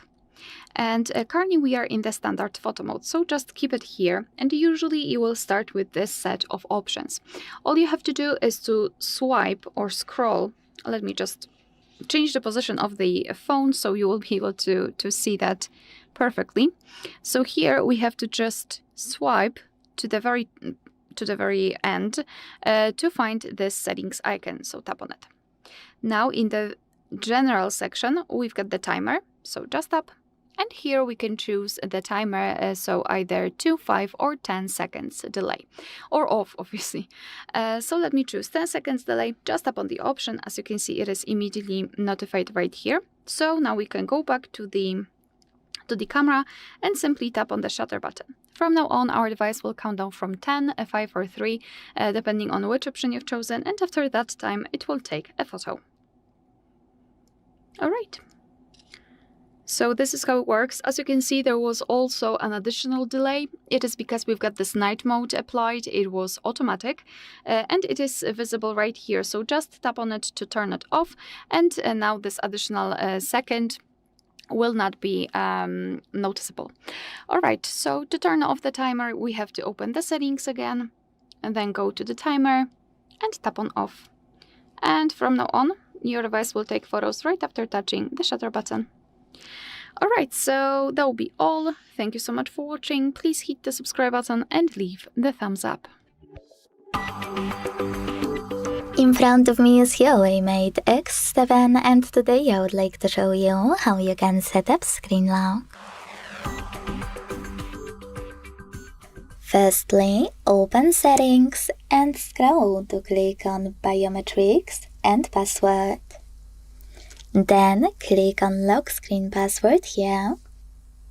Select OK in the pop-up and tap on Change Password Type. This way you can select the best one for you by clicking on it. 4-digit PIN, custom PIN, pattern or alphanumeric password. Wherever you decided when you're ready, create your login method. And if you made a mistake, just tap on Redraw at the bottom left corner and redo it. When you finished, you can repeat it to confirm it in order to continue, and then select Done at the bottom right corner. If you want to add your fingerprint right away, select Add in the pop-up and follow all of the instructions from your screen. If you don't, you can always do it later, and for now, tap on Cancel. So let's check it out. When I switch off my screen, turn it back on and swipe up, icons that pattern is required. Thanks so much for watching. If you enjoyed this video, leave a like, comment, and subscribe. Bye! Welcome. In front of me I have the Huawei Mate X7, and today I will show you how we can put this device into recovery mode.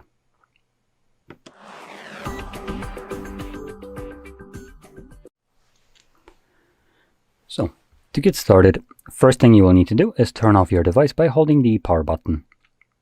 Ignore the Celia, and eventually you should get your boot options right here, so select power off. And this will obviously turn off the device. From there, we're going to hold, I believe it's power button and volume up. So let's first try that. Power, volume up. And we will let go of the power button when the device starts to actually give us any kind of life.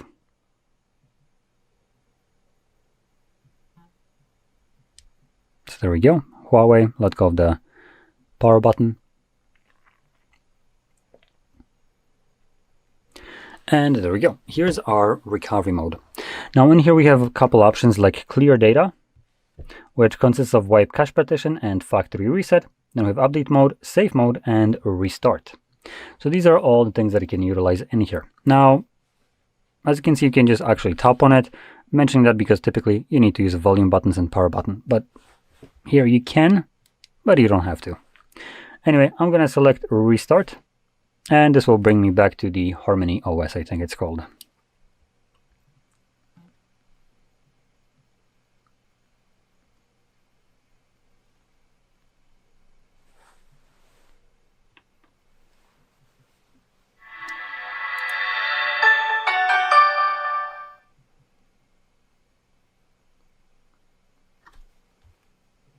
And there we go. So, if you found this very helpful, don't forget to hit like, subscribe, and thanks for watching. Hi everyone, in front of me I've got Huawei Mate X7, and let me share with you how to change the wallpaper on this device. So first of all, let's open the settings, and here in this left section we have to scroll and find home screen and style. Our device will show us this section, so let's simply tap on wallpapers, which is right here. And as you can see, we've been transferred to the full list of pre-installed wallpapers from which we can choose. As you can see, you've got different categories here from which you can apply the wallpaper. You can also select from gallery, and you will enter your own files. Moreover, you can tap on more wallpapers, and your device will transfer you to the online wallpapers that you can download. But I believe you need to be logged in to be actually able to use it and download it. As you can see, we need to log in into our Huawei ID, but that's okay. You can create a profile without any charges, etc. So let me pick something from those options and let me choose maybe this one. So here, all we have to do, we can check how it will look like on the full screen. Obviously, we can kind of change the position of the wallpaper. We can also tap on this blur icon, so the drop icon, and decide whether we want to increase the blur effect or not. Here, after tapping on this eye icon, you can also see how it will look like after applying the icons, and simply tap on apply if you're ready. Okay, hello. So now we can choose where we want to set our wallpaper, so as a lock screen, home screen, or both. And I will choose both options, so let me tap on it, and now let our device set the wallpaper. And now we can go back, and as you can see, the wallpaper has been played successfully. Alright, so that will be all. Thank you so much for watching. Please hit the subscribe button and leave the thumbs up. In front of me is Huawei Mate X7, and today I would like to show you how you can set up AppLock. First of all, go into Settings and scroll to tap on Security section available here. Now tap on AppLock and hit Enable. Finally, decide if you want to use your lock screen password or create custom PIN only for AppLock. Let's go with custom PIN. Create it and repeat it to confirm it. Then answer security question. If you don't like it, tap on it and select one of those. If you don't like any of them, tap on the question. Select Custom Question at the bottom of the pop-up and create your own. Then hit OK and make sure to answer it correctly below. Then select Finish. If you want to use face recognition to unlock your apps, hit OK in the pop-up. If you don't, hit Cancel. Now to lock any app, use gray switcher next to it and go back. So now when I try to access my app, I can see that custom PIN is required. To disable app lock from any app, go back to app lock, enter your PIN or screen lock, and tap on blue switcher next to your app. If you want to disable app lock completely, use blue switcher next to app lock feature. Then hit disable in the pop-up and enter your PIN one last time. Thanks so much for watching. If you enjoyed this video, leave a like, comment, and subscribe. Bye! Hi everyone, in front of me I've got Huawei Mate X7, and let me share with you how to change date and time on this device.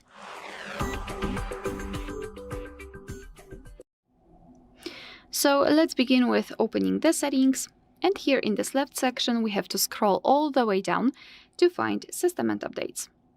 Then let's tap on Date and Time. And right here we've got everything set automatically, I mean date, time, and the time zone.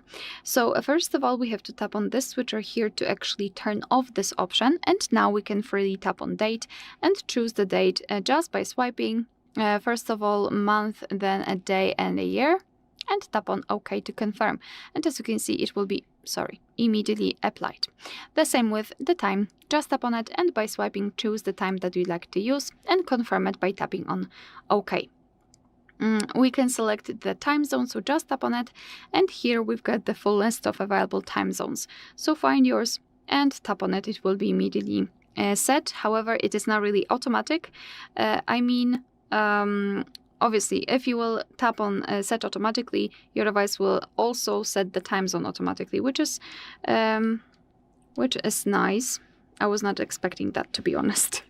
Here we can also change the time format. So now we've got the 12-hour format applied. And if you prefer the 24-hour one, just tap on the switcher at the top. and it will be immediately changed. Moreover, we can use dual clocks. So basically the whole idea of this feature is that your device will show you 2 different clocks. The first one from the place you're currently in, and the second from your home city or whatever place you'd like to have. You have to simply tap on it, choose it in the weather for some reason. But this is how it works. You can turn it off just by tapping on the switcher if you're not the biggest fan of it. And this is the whole customization of date and time. Of course, if you'd like to go back to all previous settings, so the automatic options, just tap on this switcher right here. Alright, so that will be all. Thank you so much for watching. Please hit the subscribe button and leave the thumbs up. In front of me is Huawei Mate X7, and today I would like to show you how you can change and customize the Microsoft keyboard. First of all, go into Settings and scroll all the way down to tap on System and Updates. Then select Language and Input, Microsoft SwiftKey keyboard, and finally, Themes. Now, you can either tap on Gallery or yours at the top, tap on the best theme for you, and go back to check it out, or customize it with a photo. To do that, select Customized at the top right corner, and tap on Start. Now, manage key borders thanks to this switcher, and tap on Add Image. Tap on the photo you want to apply as your new keyboard's background. Pinch it to scale, drag it to move, and adjust background darkness thanks to this slider. When you're ready, hit Done at the top right corner. Then choose Save and wait. So when I go back to check it out, I can see that theme of my keyboard was successfully customized with an image. If you want to edit your theme, you can go back and tap on pen icon at the top right corner of it. Then adjust it however you want to.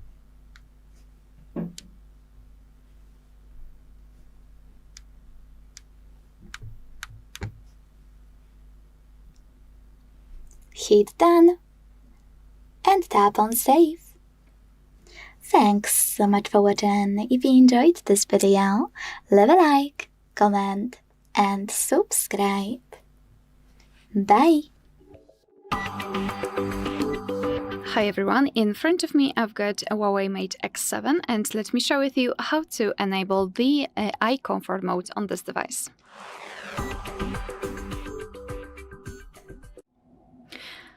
So let's begin with opening the settings. And here in this left section, we have to find display and brightness. Then let's localize eye comfort. So let's tap on it. And first of all, we have to turn it on. So let me tap on enable all day. Just tap on this switcher here.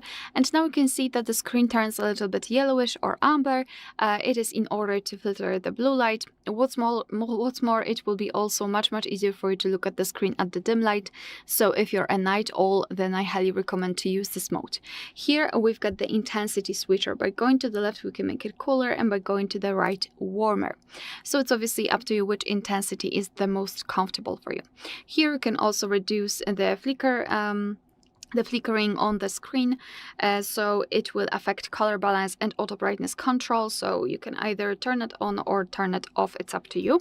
And you can also schedule that feature. Just tap on the scheduled option at the top, and here you can choose the start time just by swiping and the end time, and your device will apply the mode accordingly. So this is how it works. Of course, this is the customization, and you can have much faster access to this feature. Simply unroll the top bar, however, unroll it on the right so you can open the this panel with icons, not the notification part. And here we have to try to find the eye comfort, which is right here in my case. So this eye icon. Just tap on it to turn it on, and tap on it again to turn it off. If you cannot find the eye comfort icon here, no worries. Just tap on this edit icon in the left upper corner, kind of.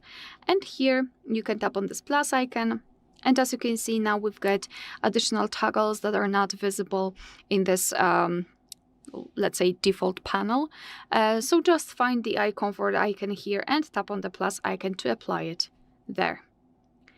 All right, and remember to tap on the tick icon if you're finished.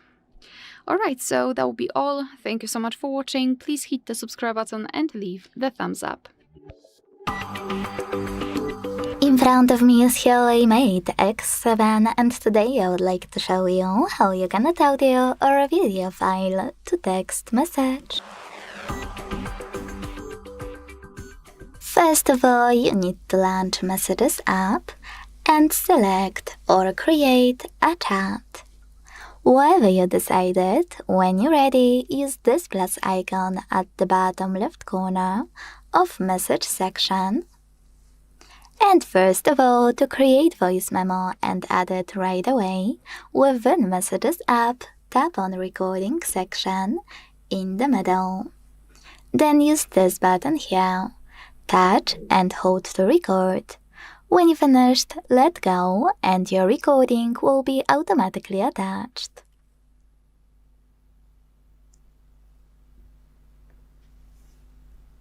Then you can send it.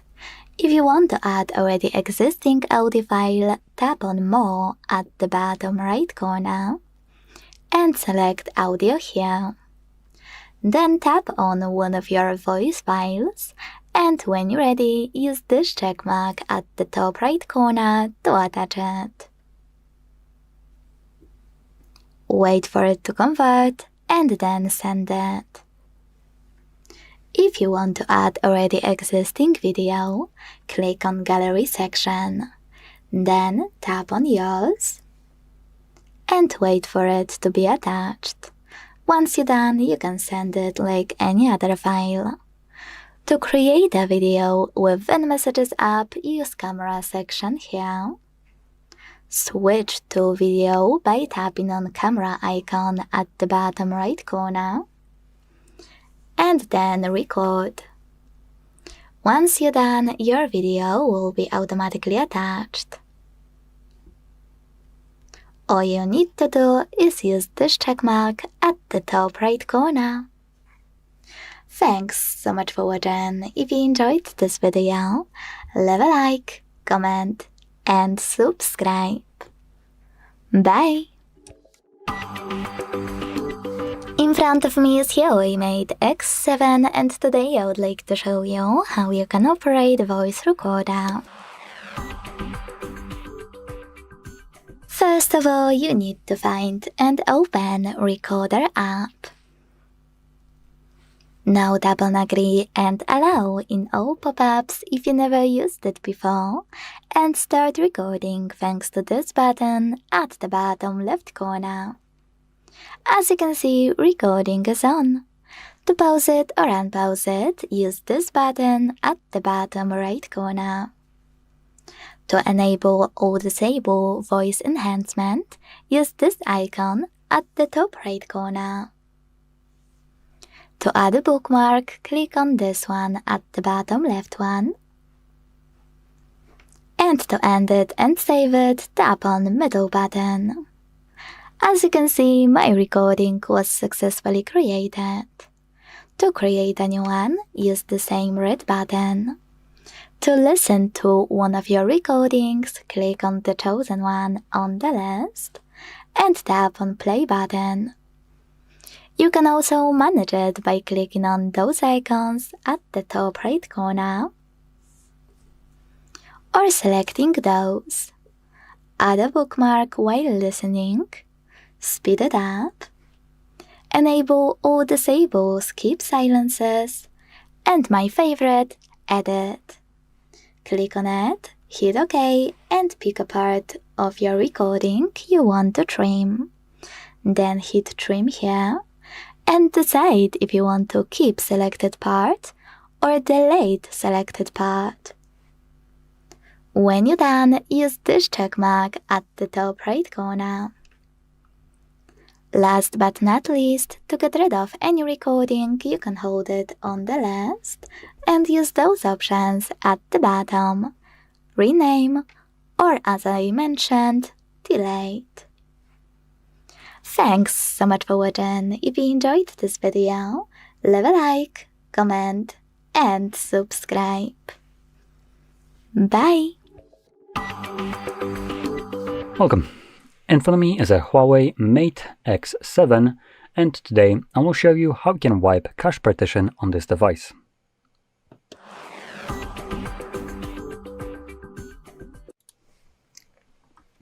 So, to get started, first thing you'll need to do is turn off your device by holding the power button, and you want to hold it as long as it takes. Ignore the Celia.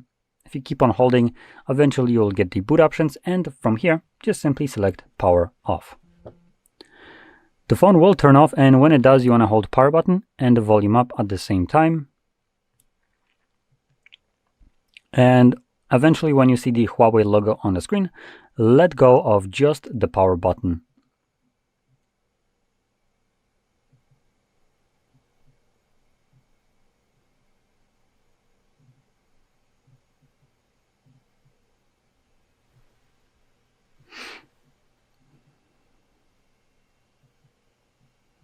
Now, the device isn't booting up right away, so I'm gonna let go briefly of the power button and start holding it again.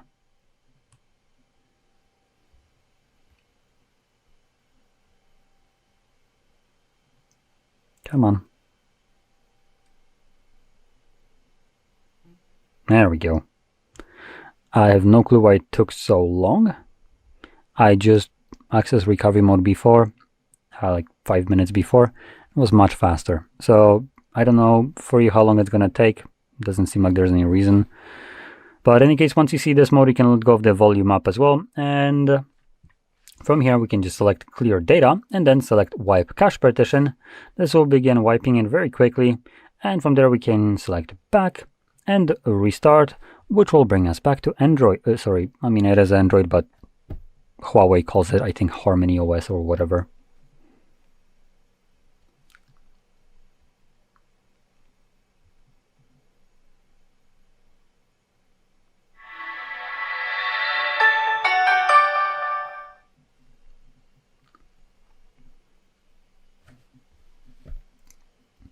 And there we go.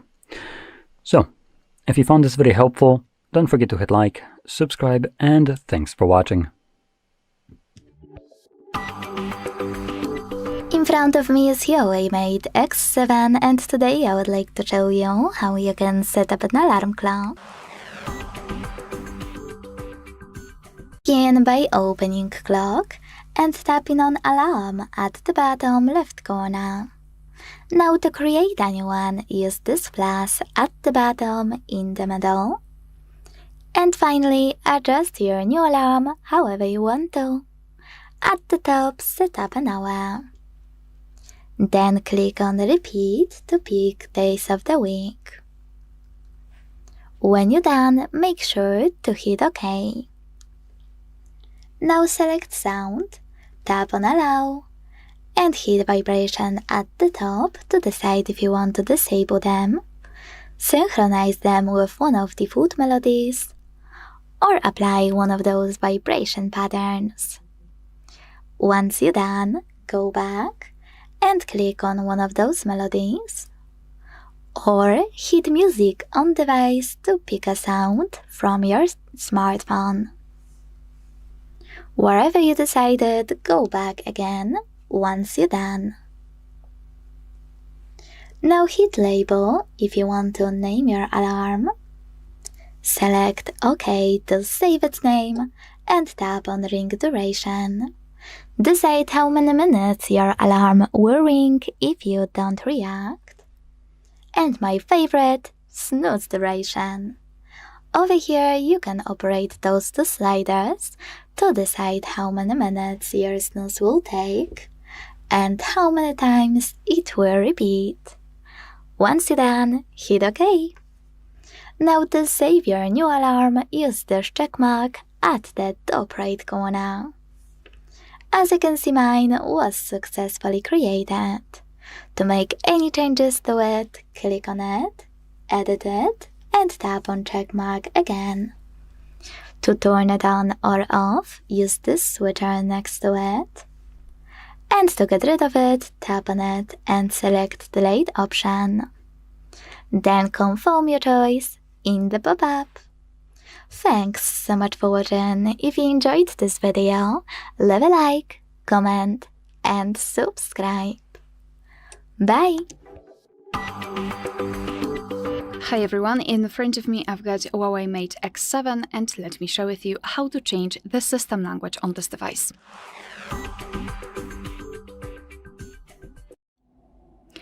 So I'll try to explain everything as slow as possible. However, be aware that you can stop the video whenever you're feeling lost, or you can just slow down a video a little bit to be able to follow all of my steps.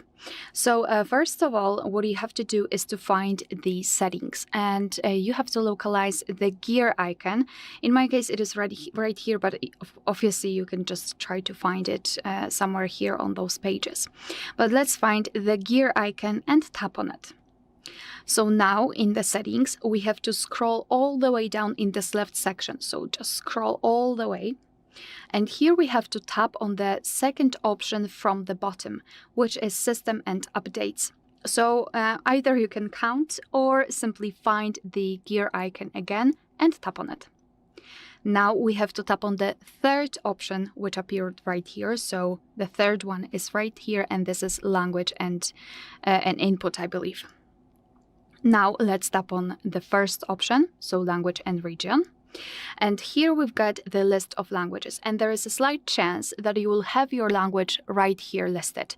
Then all you have to do is to simply tap on it, and your device will immediately change the system language. As you can see, it will appear at the top. It is now ticked, and everything will be displayed in the chosen language. However, if you do not have your language right here, no worries. Just tap on this blue option here, which is Add Language.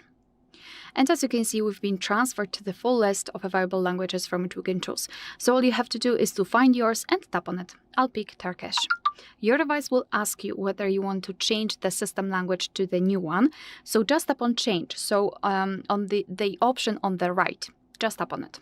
And as you can see, your device will immediately apply the language. So this is how it works. Let me quickly switch to English. And if you would like to remove the languages from this list, just tap on Edit and tap on this X button right next to the language that you'd like to remove. Tap on the tick icon in the right upper corner to confirm. And as you can see, we've got only one language applied. Alright, so that will be all. Thank you so much for watching. Please hit the subscribe button and leave the thumbs up. Hi everyone, in front of me I've got Huawei Mate X7 and let me share with you how to block a number on this device.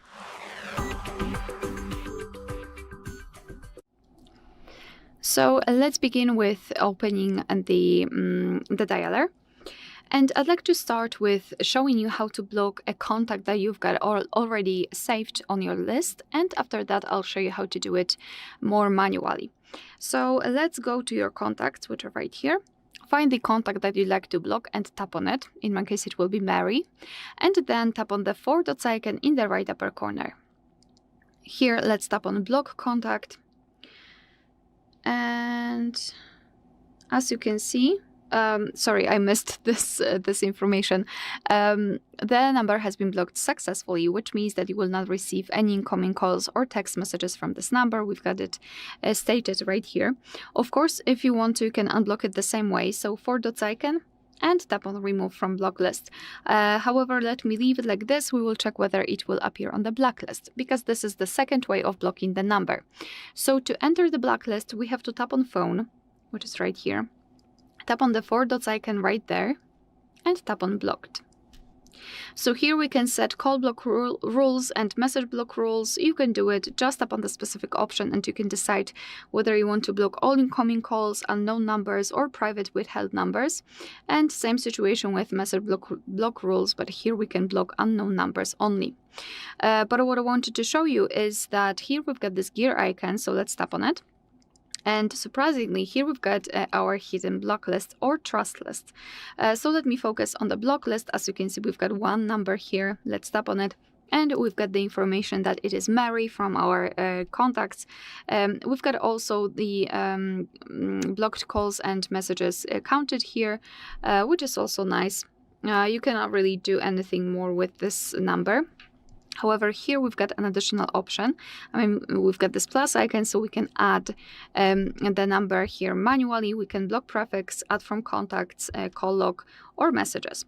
I'll show you add manually, because thanks to it, you do not have to have the number saved. You can just enter it here. So let's just enter it and tap on OK. And as you can see, your device will immediately block the number. And if you'd like to unblock the number, just tap on it and hold it. And now you can mark the numbers that you'd like to remove.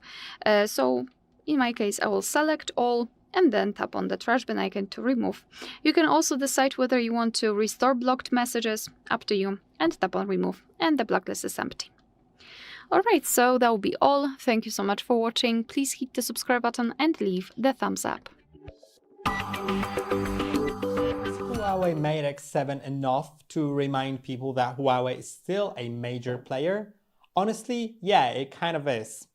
Ever since the 2019 ban on American services, Huawei sort of disappeared from the global spotlight. And while other brands like Samsung and Apple kept dominating internationally, Huawei didn't stop. They just kept building, improving, and pushing forward, and especially in China. In fact, in 2026, Huawei actually holds a stronger market share in China than Apple. That alone says a lot. So the question is, why did the rest of the world kind of move on? Because here's the thing, you don't really have to. Yes, there are no Google services out of the box, but getting them isn't that difficult anymore. There are plenty of working methods, and we even made a full tutorial on it on our channel, linked down below. Once you get past that part, you're left with a phone that's honestly very competitive. And the Mate X7 is a great example of that. It's a foldable with a big 8-inch display, super thin design, and a really clean, premium look. It feels like a proper flagship, not just a cool concept device. You're also getting Wi-Fi 7, Bluetooth 6.0, and all the modern features you'd expect at this level. The camera, that's where Huawei still stands out the most. For a foldable, it's surprisingly good, like actually flagship level good, not just good for a foldable, but good in general. That's something Huawei has been consistently ahead in for years. Even now, their cameras often outperform a lot of Android phones, and honestly, even beat Samsung in many situations. And when you compare it to something like the Samsung Galaxy Z Fold 7, the price is very similar, but the experience not half worse, in some ways arguably better. That's why I think Huawei as a whole deserves more attention again. They didn't disappear, they adapted. They kept innovating, especially in hardware design and cameras. And while the software situation isn't perfect, it's also not the deal breaker people think it is anymore. So no, I don't think we should abandon Huawei completely. If anything, phones like the X7 show exactly why they still matter. Let me know what you think. Would you consider going back to Huawei, or is the lack of Google still a deal breaker for you? Hi everyone, in front of me I've got a Huawei Mate X7, and let me share with you how to add the fingerprint to this device.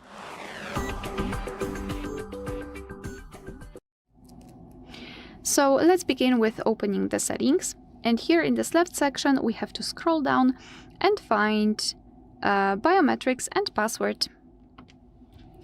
So now let's tap on Fingerprint ID. And if you do not have any kind of screen lock, a regular screen lock, you need to add it right now, because if for some reason the fingerprint sensor won't work, then you will still be able to unlock your device with the pattern pin or password. So it is crucial, and you cannot really omit that. So let's tap on OK. We can change the password type, so you can use either the pin, custom one, so not 4-digit but longer, pattern, or alphanumeric password. left. I'll pick pattern. So let me quickly draw it, redraw it, and tap on done. And now we can either decide for what we want to use our fingerprint for, or simply tap on new fingerprint. I will just mark unlock device, and basically the result is same, so we will be just transferred to this adding section. So here we've got the information what we need to do. So we have to slide in circle our finger on the power button, which is right here, and it has built-in a sensor. And we've got also the information that we do not really need to lift our finger, just place it and slide it in the circle. So let me do it. Let me place it and then circle. And as you can see here, we've got the information, everything is all right. We need to keep moving, move finger slowly, cover the center. To be really honest, I'm not the biggest fan of this this way of adding. I mean, I'm trying to do it as it's said, but it is not really I don't know, comfortable for me. But that's okay. Just tap on OK. I don't want to set the face recognition. And here we've got, as you can see, more options to choose from. And here we can decide how we'd like to unlock our screen. So we can either only rest the finger or rest it and press the button. And the first option is much more comfortable in my opinion. We can decide whether we want to feel the vibration when the fingerprint is now recognized. It's up to you. This is the fingerprint list. We can add up to 5 different fingerprints. So it's up to you whether you want to use it or not. So let me lock the device and let me check if it is working. And as you can see, even though that the whole process was not really comfortable, the sensor is really sensitive and it unblocked the phone immediately. Alright, so that will be all. Thank you so much for watching. Please hit the subscribe button and leave the thumbs up. Welcome. In front of me is a Huawei Mate X7, and today I will show you how you can import contacts from your SIM card to the device.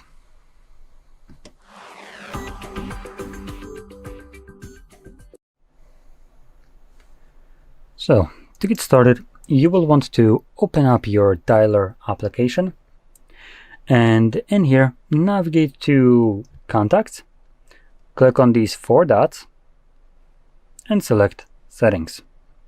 In here, just select Import Export. Select where you want to import your contacts from. For me, that will be my SIM card. This will display all the contacts that are located on your SIM card. Now, if you want to select all of your contacts or most of them, I highly recommend utilizing the option right here, Select All. And if you don't want all of them, just deselect the ones that you don't want. From there, select Import. And this actually is a scrollable list, so if you only see one option in here and you want to select something else, chances are it's there. You just need to scroll on it. Now for me, it only shows phone as I don't have any kind of accounts signed in on here, but if you do, those might be visible first. Unfortunately, if they are, I would recommend changing it to phone, as by selecting any kind of cloud storage, you're sharing these contacts with whoever cloud storage you're using. And some of your friends or people that you have contacts to maybe don't particularly want to share their number with, Huawei or Google or any other entity like that. So I'm going to select phone for this reason, and that's it. Our contacts have now been imported, and when you go back to your contacts list, you should see them in here. Now, one thing that you can see right here is that the phone is displaying both contacts, the one that is on the SIM card and the one that is now on the phone. I think, if I remember correctly, we can change that in the settings, organize contacts, and we should be able to automatically merge duplicate contacts. And let's see, will that solve it? Oh, that didn't seem to change shit. Let's try to close this up and reopen it and see if that will help. Okay, so that's apparently not doing anything.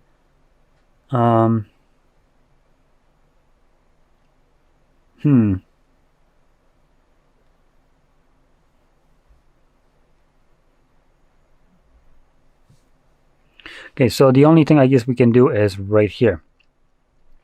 So right now it's selected to display all contacts, which includes your SIM card and your phone, but we can, for instance, change it to display contacts only from the phone. So when you go back, you now hide all the ones that are on your SIM card. So you no longer have them duplicated. So anyway, that's about it. So if you found this very helpful, don't forget to hit like, subscribe, and thanks for watching. Hi everyone, in front of me I've got Huawei Mate X7 and let me share with you how to change the 3-button navigation into the gestures and from gestures to 3-button navigation.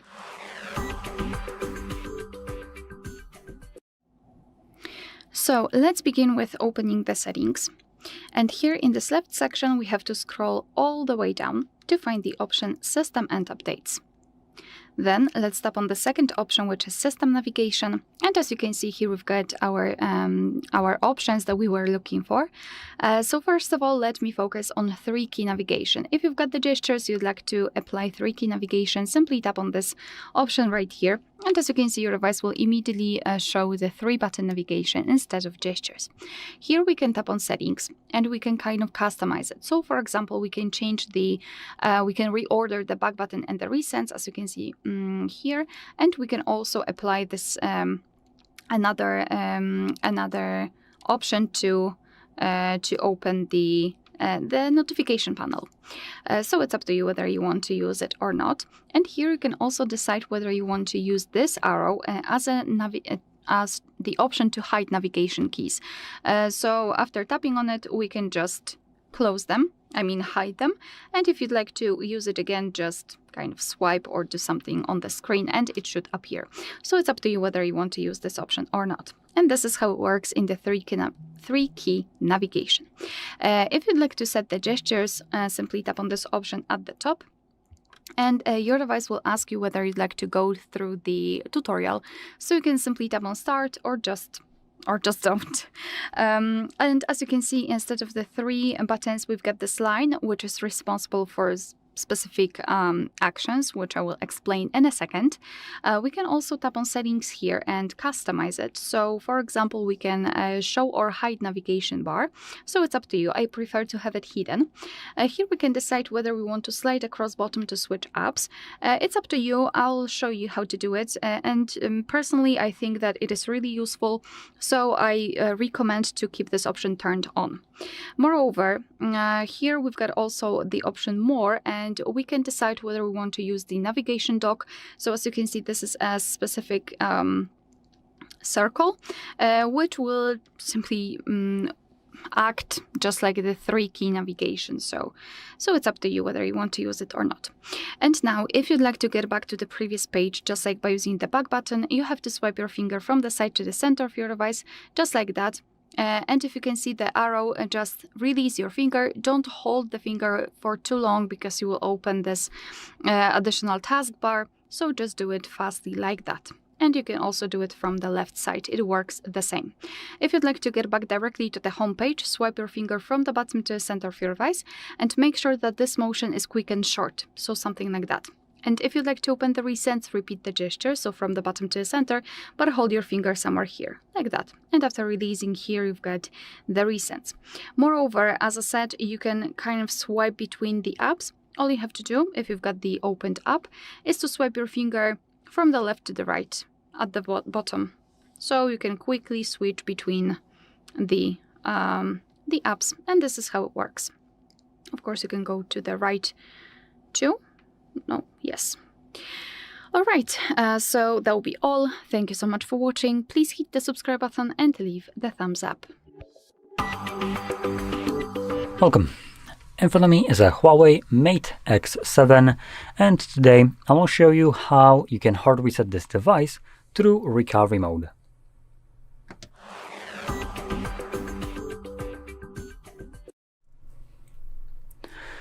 So before I get started, I want to quickly mention a couple of things. So number one, you can do this kind of reset in order to get rid of a screen lock if you have one set that you just don't know.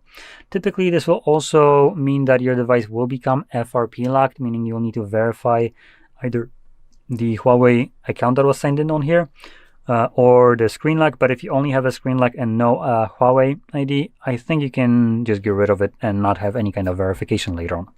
Number 2 is all the data stored on here will be completely deleted. So if you have anything that you'd like to preserve, better back it up. Now, if you can't unlock the device, you might not really have an option to do so.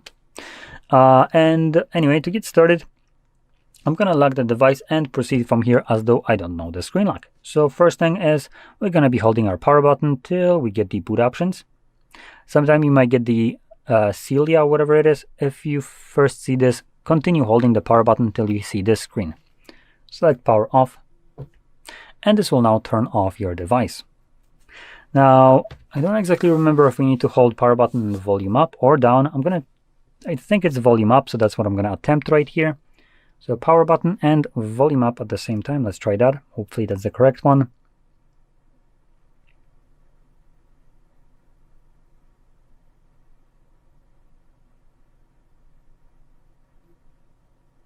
I'm going to let go of the power button when the Huawei logo shows up on the screen.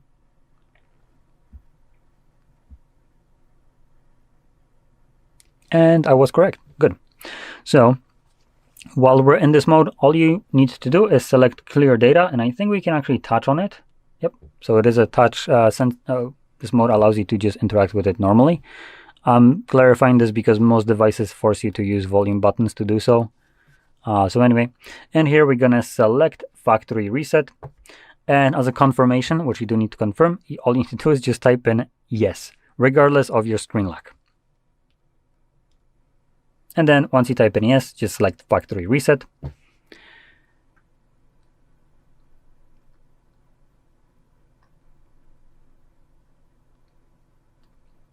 And I believe once it's done, the device should, I think, automatically restart. Oh, no. So we're going to select back and restart. And this will now reboot the device, continue resetting it in the background. And once it's finished, we will be presented with the setup screen. So I'll be back once that is visible for me.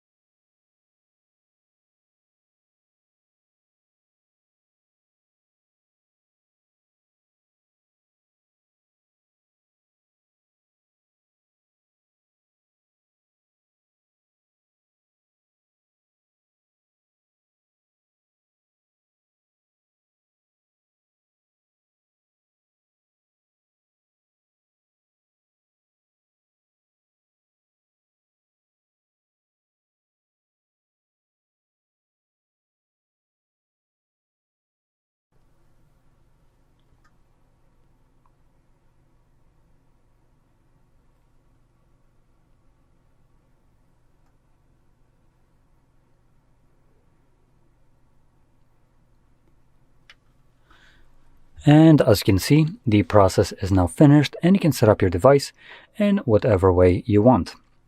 Now, if you found this very helpful, don't forget to hit like, subscribe, and thanks for watching.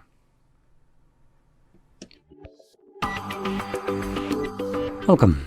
In front of me is a Huawei Mate X7, and today I will show you how you can put this device into safe mode.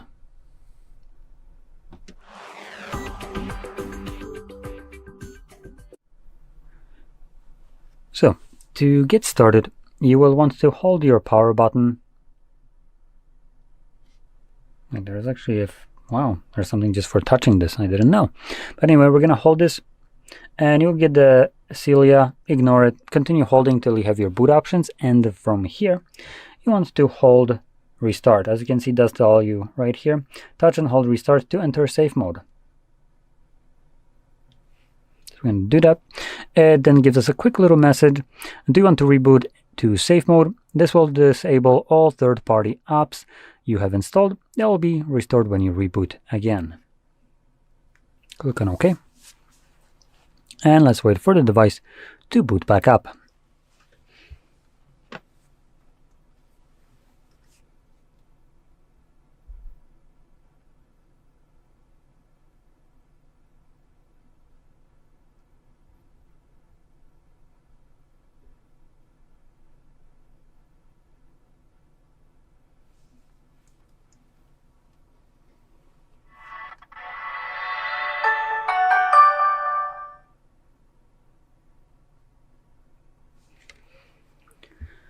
Okay, so you can see we are now in safe mode, which is indicated by the marking right here. And in this mode, you'll probably notice that either your applications vanished from your home screen or they're grayed out. I'm not sure which one it is. I think they might actually be vanishing, as there are two empty spots right here. But this is done for troubleshooting purposes. Now, as an example, if you're an app developer, you created some kind of app, and that application is broken in some way, that it basically prevents you from using your device normally, and you can't really manage it while in normal mode, you could boot into safe mode, and this application wouldn't be able to do anything in this mode, as it's basically permanently on vacation right now, not doing anything, as long as you are in this mode. So from here you can manage it and maybe delete it or do whatever you want, and then once you're done you can reboot the device to get back to the normal mode. So I'm going to do that right now.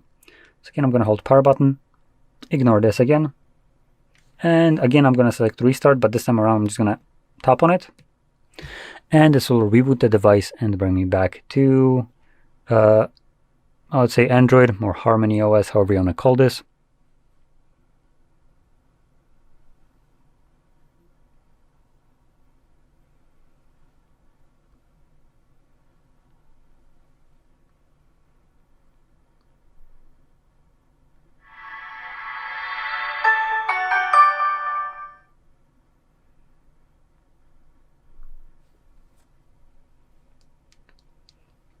Now, when you get back to the normal mode, there's one thing that you do need to keep in mind, which, before I go on with this, there was a whole slew of applications right here. So when you boot back up into normal mode from safe mode, you will notice that you're permanently, or not permanently, but you have your airplane mode enabled. Your device goes into airplane mode when you enter safe mode, but it never leaves it, unfortunately. So you'll need to do that yourself by swiping down from the top right side of your screen and finding this toggle somewhere in this list. For me, it's right over here. Just tap on it. If you don't see it anywhere, you can actually add it by clicking on this option right here. Click on the plus and find it somewhere in here. When you do, just tap on the plus to add it. Check mark, and it's here. And now you can turn it off. Now, just if you don't know, airplane mode basically means that you're disconnected from Wi-Fi, mobile data, and all that other stuff. So you're kind of like almost off the grid and your device doesn't connect to anything. So anyway, with that being said, I hope you found this very helpful. And if you did, don't forget to hit like, subscribe, and thanks for watching. Hi everyone, in front of me I've got Huawei Mate X7, and let me share with you how to turn off ads and their personalizations.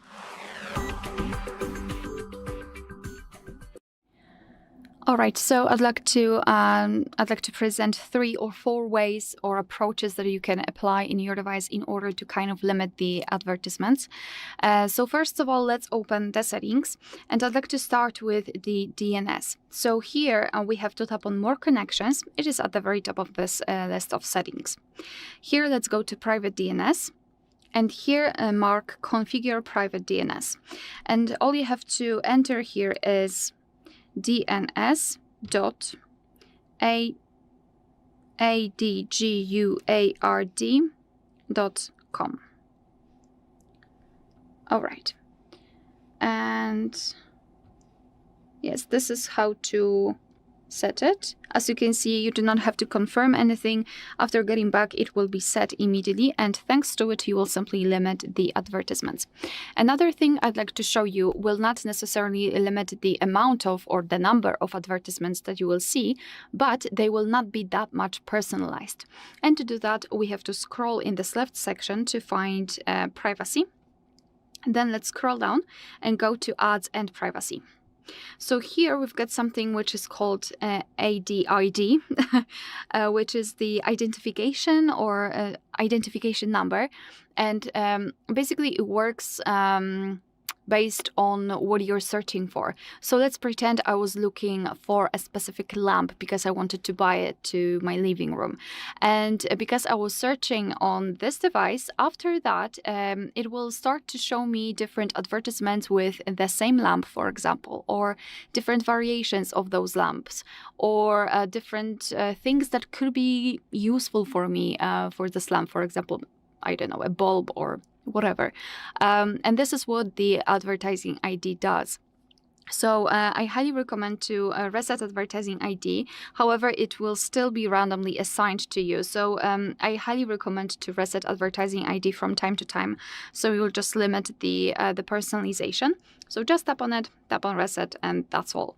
Here you've got also personalized ads. So you can just turn on this this option, so your device will not show you a personalized advertisements, and you can tap on more information if you'd like to. Here you can also turn off smart ads, and you can disable collection of advertisement ID statistics if you wish. And of course you've got the information if you'd like to learn more about the advertisements.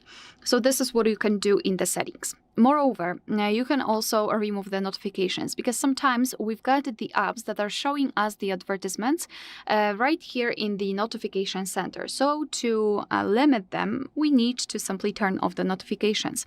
So let's go to the settings again. Go to apps and services, and go to apps. So right here, find the app that is showing you a lot of advertisements. So let me just choose, I don't know, maybe Game Center. Then go to notifications here and just turn off the notifications. Of course, if you can, because sometimes you need other notifications, because this option will simply turn off all of them. But to be honest, if you don't really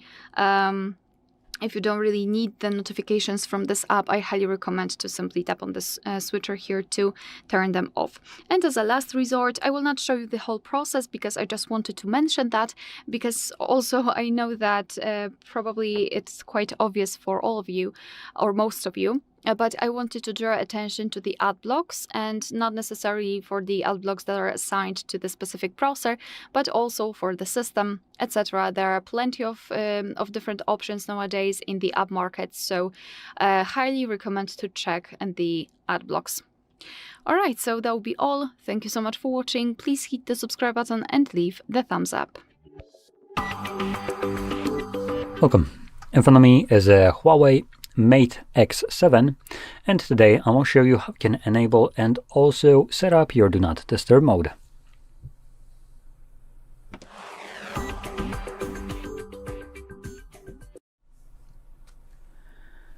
So, to get started, you will want to swipe down from the top right side of your screen, and this will bring down all your toggles.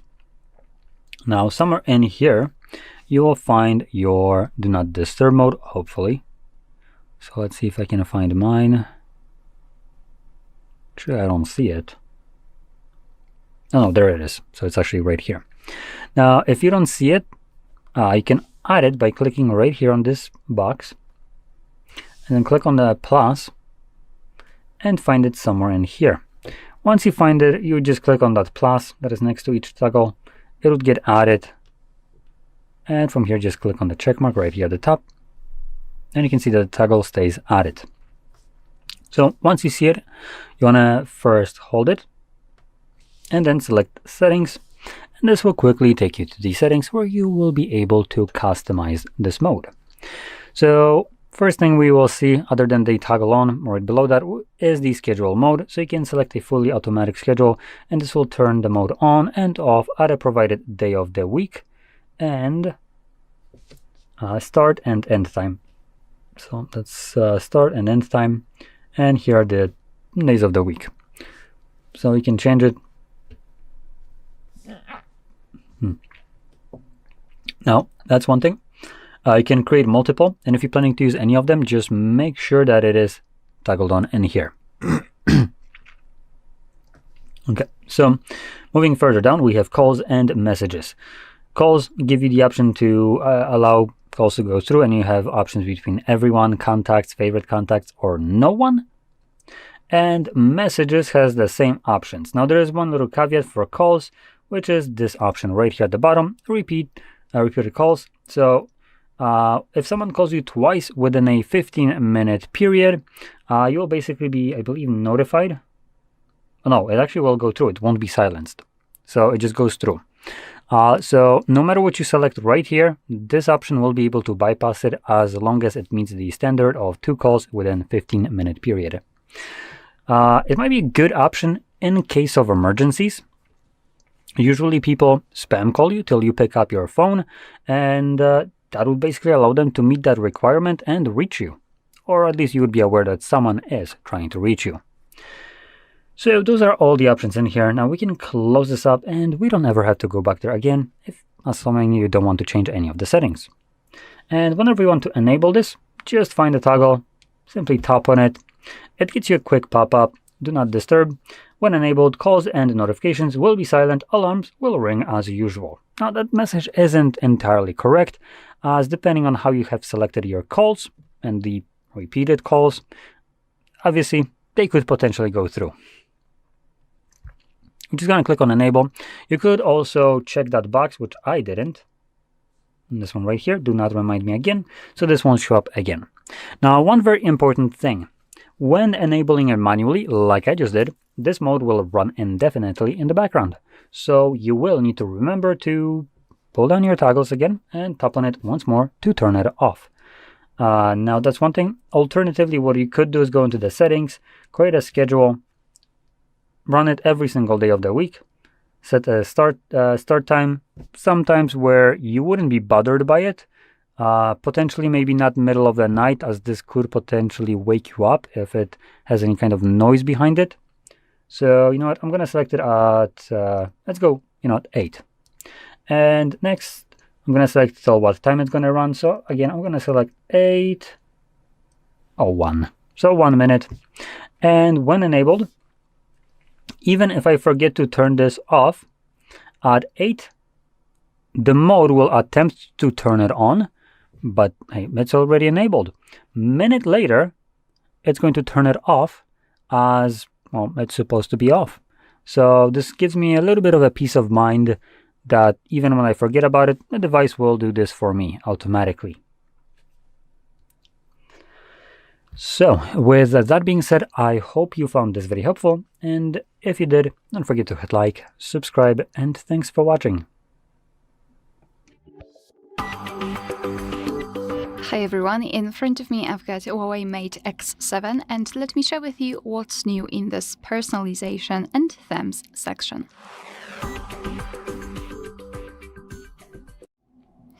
So according to the tips that were included in this device, we've got 2 new options that we can use in order to personalize the themes and our device even more. So let me start with the first one, which is emoji balls, kind of, which are interactive. So as you can see, we've got it on the lock screen right now, and whenever we will move our device, then then the balls, the emojis will also move. So they will kind of jump or just crash against all of those walls that are here. So this is one of the options, and the second one is connected with the stickers. We can create our own personalized stickers. So first of all, let me focus on this one. I will show you how to turn it on, how to customize it, because you can personalize it, and after that we will move to the stickers. All right, so to set this emoji theme, we have to go to the settings. Here in this left section, we have to scroll and find home screen and style, and then go to themes. And then let's scroll down. And as you can see right here, we've got this interactive section. So let's simply tap on Emoji Crush. And here we've got the information, what you need to do, whether there are some rules or not. Here we've got also the preview. So this is how the lock screen will look like and the home screen. Also, you can tap on this option on the very left in order to check the kind of preview, the demo or the animation, how the theme works. In order to apply it, just tap on apply here. However, if you'd like to personalize it, just tap on this option. And as you can see here, we can choose our own emojis that we would like to use. So as you can see, we can use maximum of 6 emojis. So let me delete all of them. And now we can simply choose it from the list here. As you can see, we've got plenty of options to choose from. Let me just choose some, and then we will check the results. All right, so I'll pick this one, this one, this one, this one, this one, and this one, just to show you. And as you can see, they will appear on this preview. Moreover, we can scroll down and change the background color. So if you're not the biggest fan of this grayish tone, then you can change it to whatever you want. And all you have to do is to simply tap on apply and your device will apply it. And this is how the emoji crash works. And now the second one, which is the stickers. So let's go to the themes again. Let's scroll down. And here in the interactive section, let's swipe and find symbol stickers. So again, here you've got the demo, the preview. So let's simply tap on personalize before we'll apply it. So as you can see, now we can choose from those cute options and they will appear on the lock screen also. Just like that, you can also choose the six of those. You can also change the style. So for example, they will be a little bit more spread out or organized. It's up to you. And again, background color. Can choose them, and icon colors, they should change according to the background color that you've applied. However, here we've got an additional option. As you can see, after scrolling to the top, here we've got this heart icon, and it means that we can actually personalize the stickers. Here, after tapping on this option, we will enter our own gallery and we can choose from the photos that we've got, and our device will simply separate the characters, let's say. So let me pick this one, tap on this tick icon in the right upper corner to confirm. And as you can see, it was kind of cut out and now we've got it here. So let me apply those pre-cut cats, something like that. And again, we can change the background color. We can also tap on this option so it will kind of apply the basic one. For example, something like that. And again, the icon colors that will be based on the background color you've previously chosen. All right, and tap on apply. And of course, we can change the type of the stickers, let's say. So the way how they will be placed on the lock screen. As you can see in the home screen, we've got them right here, so on the edges. And after locking our device, we will have those cute stickers right here. All right, so, and that will be all. Thank you so much for watching. Please hit the subscribe button and leave the thumbs up. Hi everyone, in front of me I've got Huawei Mate X7 and let me share with you how to fix up crashing.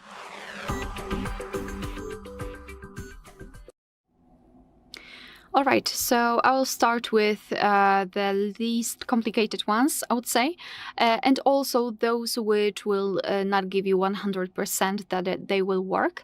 And whenever we will move to another section, to another tip, I will tell you how relevant and how useful it is. So let's begin with removing cache and force stop, because I will explain later on. Let's open the settings. Right here in this left section, we have to scroll down and find apps and services. And here, let's go to apps, which is at the very top. So basically here we've got the list of all apps, and all you have to do here is to find the app that is causing you some problems. So let's pretend that in my case, it is a browser. Let's find it and tap on it. The first thing I highly recommend to do here is to clear cache. Cache are files that are saved by your device, but they are not necessary for the proper usage of the app. Moreover, if the files are corrupted, they also might interfere with the usage. It will not work 100%. It will not, it will not fix the issue.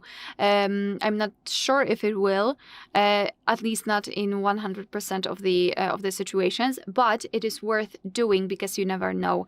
And sometimes the cache will, removing cache will simply fix the issue. So just go to the storage, and here we've got this cache section. Just tap on clear cache, and as you can see, your device will immediately remove it. You can try to open the app after that, but as I said, I'm not sure whether it will fully work. But again, it is worth performing. I also highly recommend to perform the combination of removing cache and force stop, because sometimes if you've got not only the files that are corrupted, but also the app that was not properly closed before, it might also have some problems with reopening. So just tap on force stop. Thanks to it, your device will simply cut all of the processes processes that are connected with this app, and simply turn it off forcefully. And this combination should work if it is not an internal problem. So after the forced stop, you can try to open the browser. If that didn't work, then it means that the problem lays in deeper layers, let's say. So usually what will fix the problem is the update, because sometimes if you've got a new system version and older app version, they might have some problems with the compatibility. So what I recommend to do here is to open your app gallery, for example here, or whatever you've got it. Usually you will start on featured, so just go to Me option, so in the right lower corner, and here go to App Updates and tap on it. Tap on View More, and if you don't want to update all of those updates, simply scroll and try to find the browser. In my case, it is here. So just tap on Update in order to download the newest version and apply it. Moreover, you can try to uninstall the app. So uninstalling the app is a way of fixing the problem if the update didn't work, because if you're updating the app, you're overwriting new files over the older ones, and sometimes this overwriting process might have some problems. It wasn't fully, it wasn't completed properly, etc. And in that case, if the update, which should really help, didn't work, and you're still having some problems with opening the app, then I highly recommend to uninstall it. You can also do it in the app gallery. So let me find any other app to just show you how to do it. For example, I don't know, maybe this one. Just find the app that you've got problems with, tap on uninstall, tap on OK. Let your device fully uninstall the app and then install it again. And doing that will actually it should fix the issue, because we are just ignoring or omitting this overwriting process. Thanks to it, we are simply downloading the newest version and directly install it without this overwriting process. And it should work. And as a last resort, I also highly recommend to check for the system updates, because it is the same situation. If you've got a new app and old version of the system, they might have some compatibility issues. So to check for the system updates, you have to go to the settings. Here in this left section, scroll all the way down to find System and Updates, and tap on Software Update, and let your device check for the updates. Basically, if you've got any kind of update pending, I highly recommend to tap on Download or Install and apply the update. Alright, so that will be all. Thank you so much for watching. Please hit the subscribe button and leave the thumbs up. Hi everyone, in front of me I've got Huawei Mate X7, and let me share with you how to free up storage without the need to remove apps.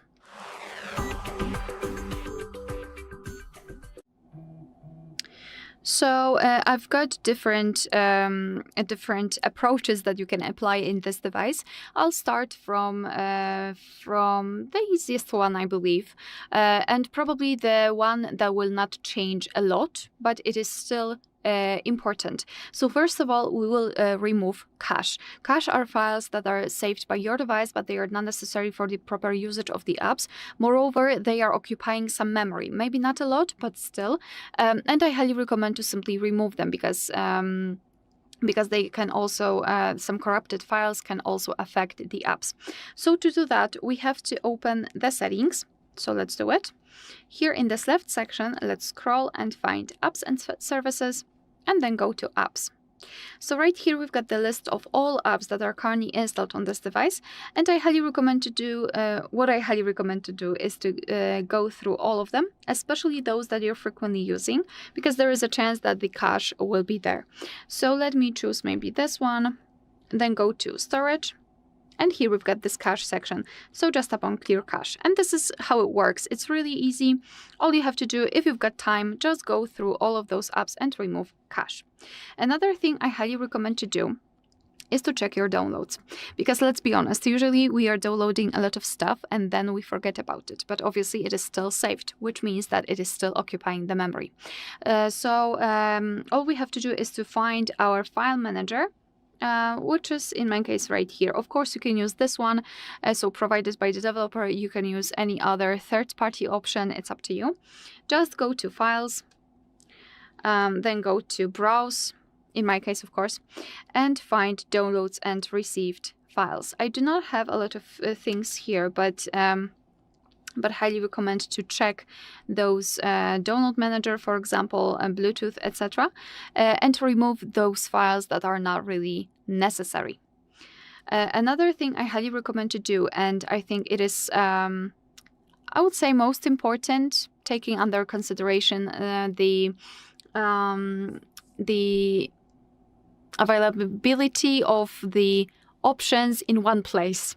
Let me explain everything. All I want to show to you is the optimizer. So let's go to Huawei apps. Of course, in my case, it is in this folder, but it's up to you how you're storing your apps, and find the optimizer.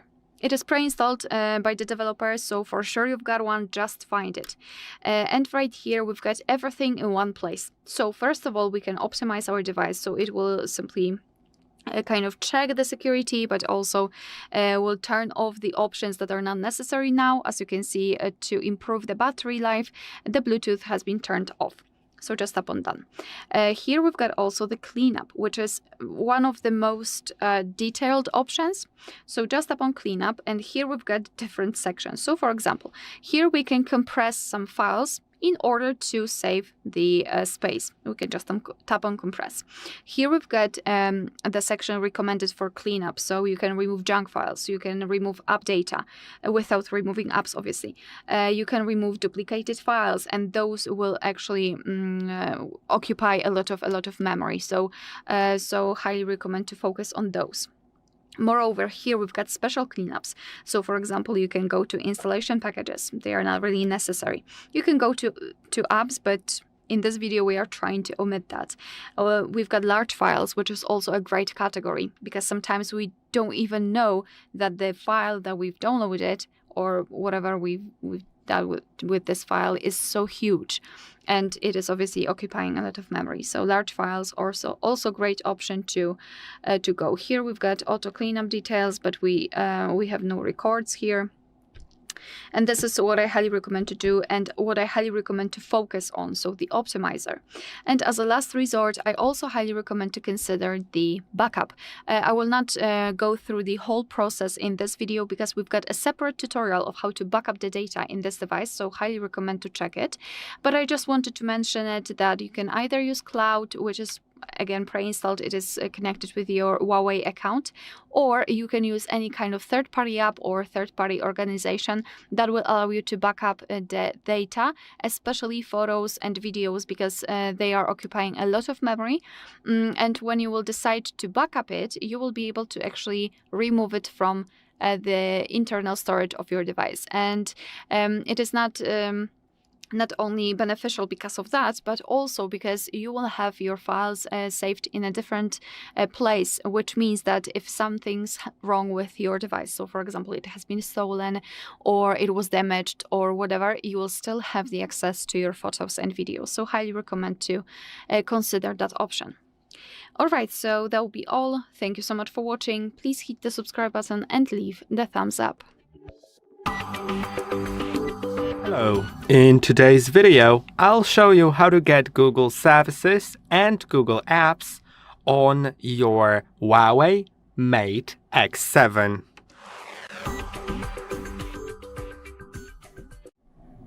Okay, as you can see right here, there's the Huawei, and to begin, you'll need to get to AppGallery. Let's click on Next and Agree. I'll skip additional apps because I'm opening that for the first time. And what you need to do is search for an app named MicroG. Now you'll find MicroG service. Just click on Install. Then click on Install here. It will also install the MicroG companion besides MicroG service. Let's make sure it's also installed.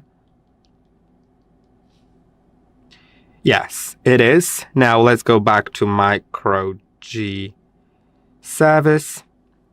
I'll click on it. It's installing currently. Now we can open it. Let's click on it. Now we have quite a few settings here. We need to go to Google Accounts, then click on Add Google Account, then Sign In, and you need to sign in to your Google account. So let's do it right now. I'll enter the password and get back to you. Okay, now let's agree to the terms of service. Let's wait a moment, and as you can see, I'm signed in. Now, what you need to do is, there's many methods of doing that, but my recommended one is downloading Aurora Store. This is something very similar to the Play Store, where you can find all the apps and just install them. In order to do it, go to a browser. Okay, let's select the country or region. Now, search for Aurora Store. Now we'll get to the F-Droid website, as you can see right here. Click on it and open it. Now, when you want to scroll down, don't download F-Droid. That will download F-Droid app, and we need to download the Aurora. Now, the problem is that I have noticed that this version 73 doesn't work properly. For some reason, the search bar doesn't work. So I would recommend getting an older version. I don't really remember which one of these, but I'll get the 71. It's still going to be fine, and if not, I can just get the 72. You can see version something, and there's 72 or 71 in parentheses. Now I'll select the 71. You can see there's download APK, then click on download here. Now it is downloading, and it gets me to installation. Make sure that check apps from external sources to detect potential risks before installation. It can be selected or not, doesn't matter. Click on allow. That is important to click on allow here. It is now performing that security check, and we can click on install. Installation was successful, so let's open. Now click on next, then installer permission. You need to click on grant, then grant it here and go back. Then external storage manager, click on grant, enable it and go back. Then click on allow, and you can see it's granted. You can also add optional background downloads. So if you leave Aurora Store, it's still downloading or updating in the background. I'll do that, but you may need to disable battery optimization for it. So if you don't want to disable that, you can just leave it not granted, but you will need to have Aurora Store open as you are trying to download something. You can't leave during downloading or updating apps. I'll grant it. Then there's app links. I'll disable and enable it and go back and then click on finish. Now select Google, select the account that you have logged in and click on OK. Now click on allow. And as you can see, we are in the store. It looks exactly like Play Store, and you can download literally anything. Let's try to find something that I may want to have. Yeah, let's also see if search works, because that is important. Here's the search bar. Let's see if it works. I'll do, I think that app should, it's not available on Android, I think. Okay, I'll do maybe Mi Home. Okay, you can see it is there. Search works. you can click on install to install that app. Also here, YouTube works, because without it, YouTube won't work without MicroG Companion. So you can download YouTube, all the Google apps, including Google Sheets, Google Docs, Google Drive, Google Photos, anything else. You can see it is downloading. It could download in the background since I granted the permission.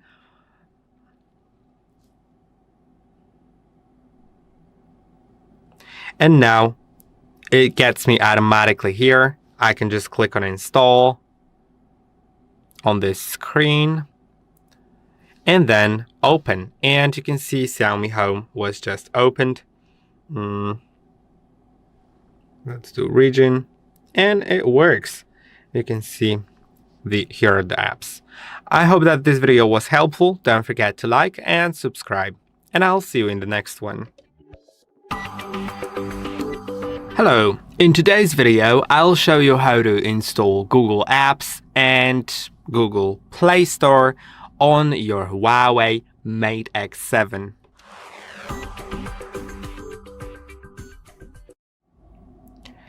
To do it, at first you'll need to get to AppGallery to install MicroG Companion and MicroG Service. So let's begin by clicking on the search here, search for MicroG. Then you will find MicroG Service, click on install. It will tell you that it also needs to install MicroG Companion, click on install. Then it'll install both the MicroG Service as well as the MicroG Companion. You can even find it here if you scroll down. There's MicroG Companion and there's MicroG Service, which is right here. It is currently installing, so let's give it a moment. Once it installs, we'll need to open it for just a little moment, and later on we'll be able to use everything. So let's click on open here. Then Google Accounts, add Google account and sign in. You'll need to sign into your Google account or create one if you don't have it.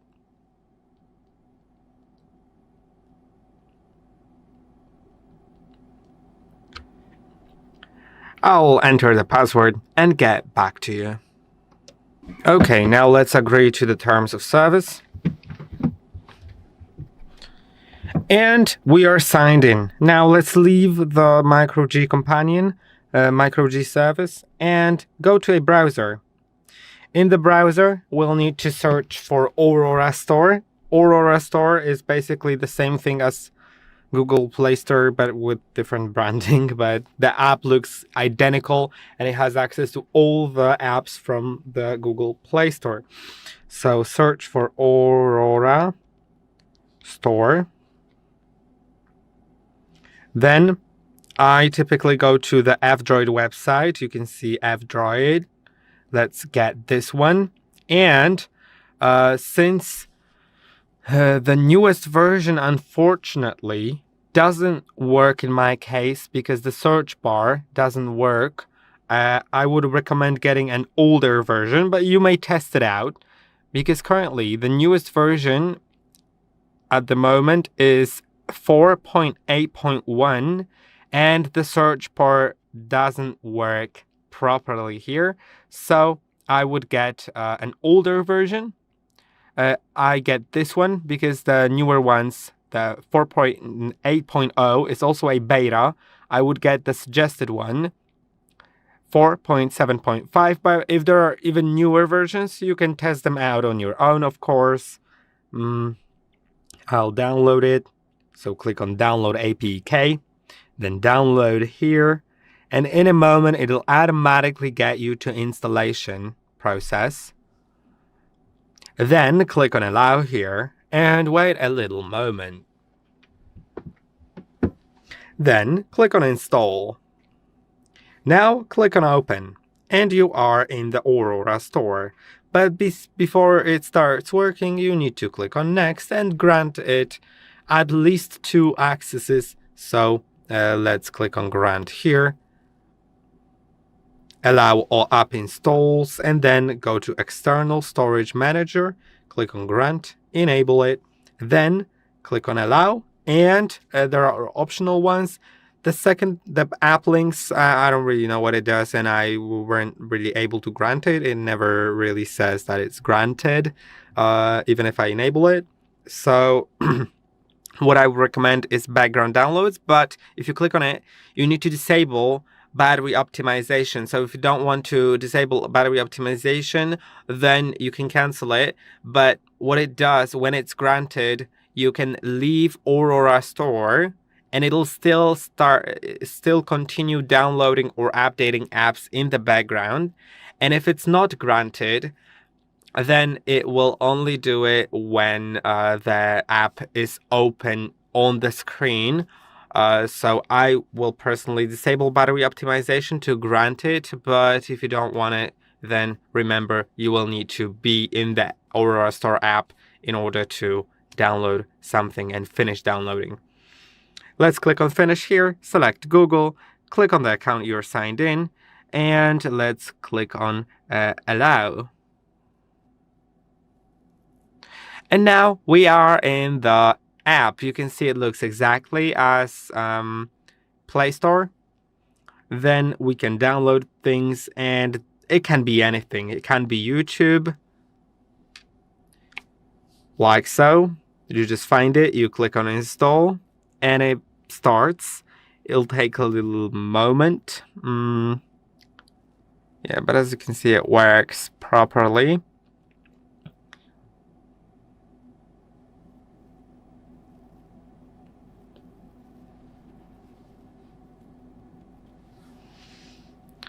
And once it finishes, it gets you to this window, and you just need to click on Install. And then you can open it, and it works as so, and it even signs you in automatically. So that is great. Let's go back to the Aurora Store. Let's try to install something else, like Google Photos.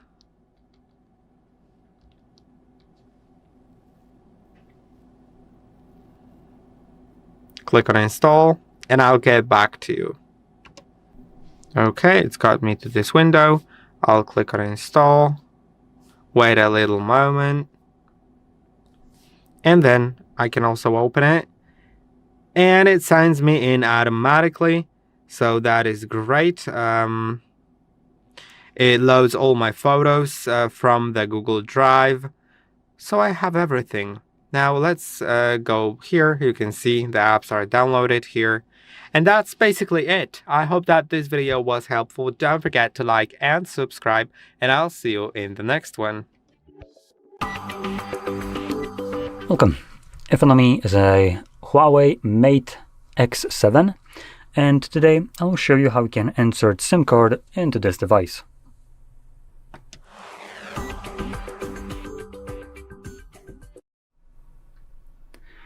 So before we get started, you will want to grab a SIM ejector, similar to this one, that will come provided with the device in the box. But I do want to warn you, typically it will look a little bit crappier. Something like this, just a piece of metal, looking very cheap considering for a device that costs as much as this one. Getting something like that is a little bit of an L.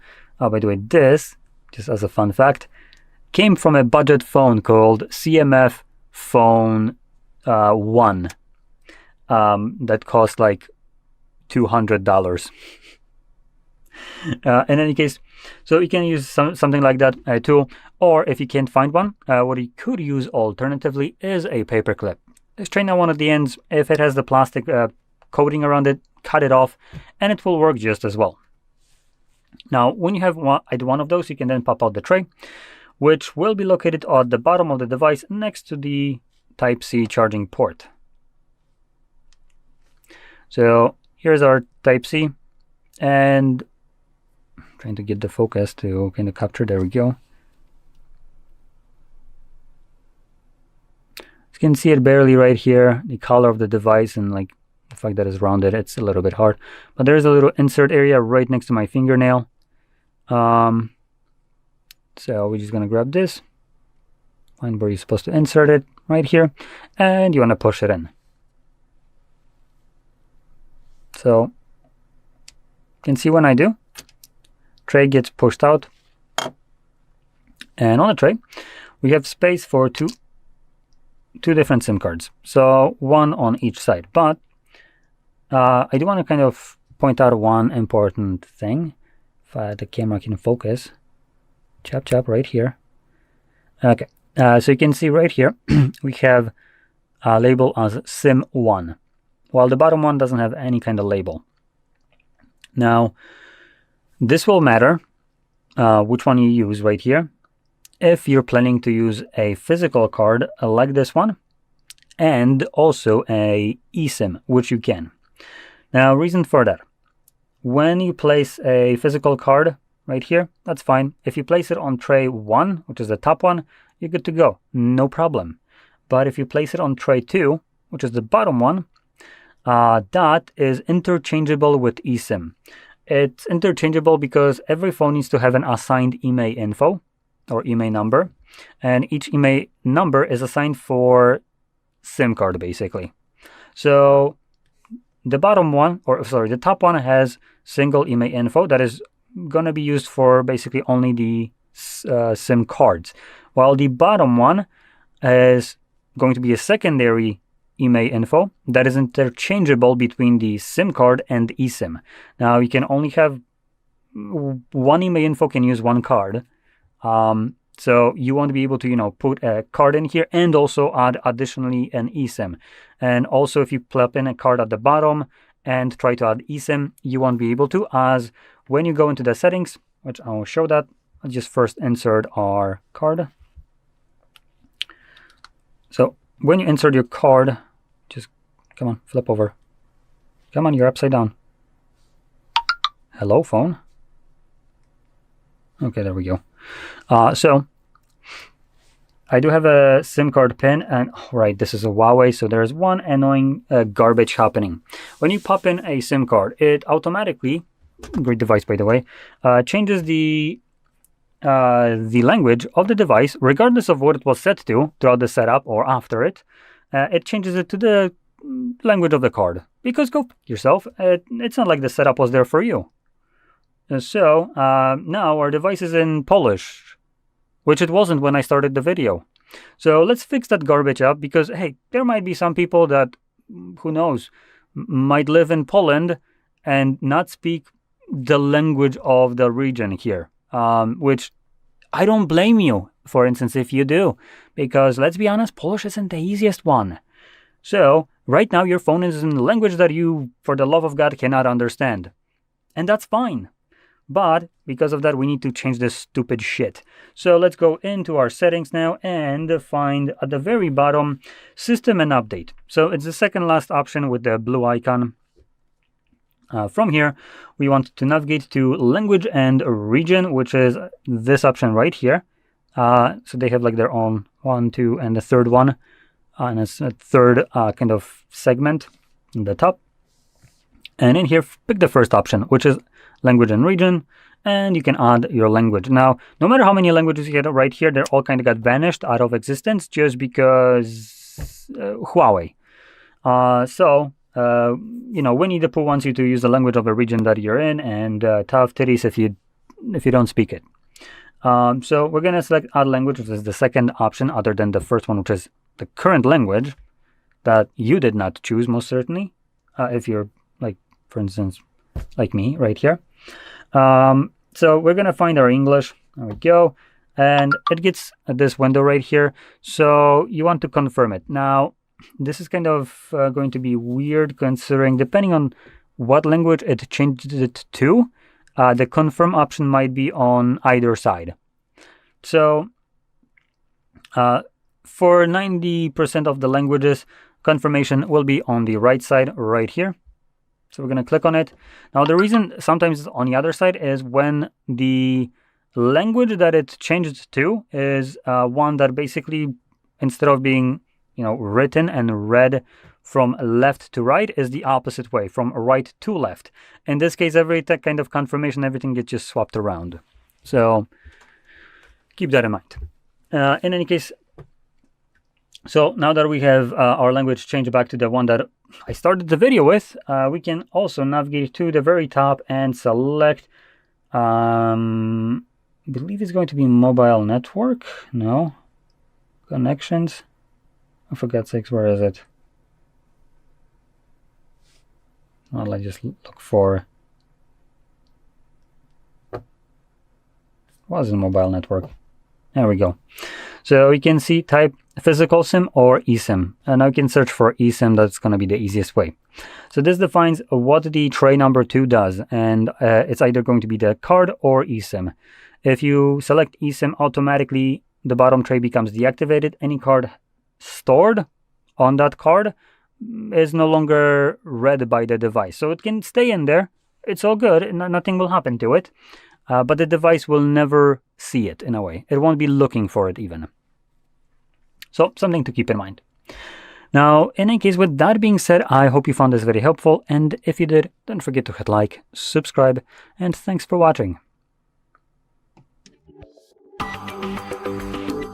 Welcome. In front of me is a Huawei Mate X7.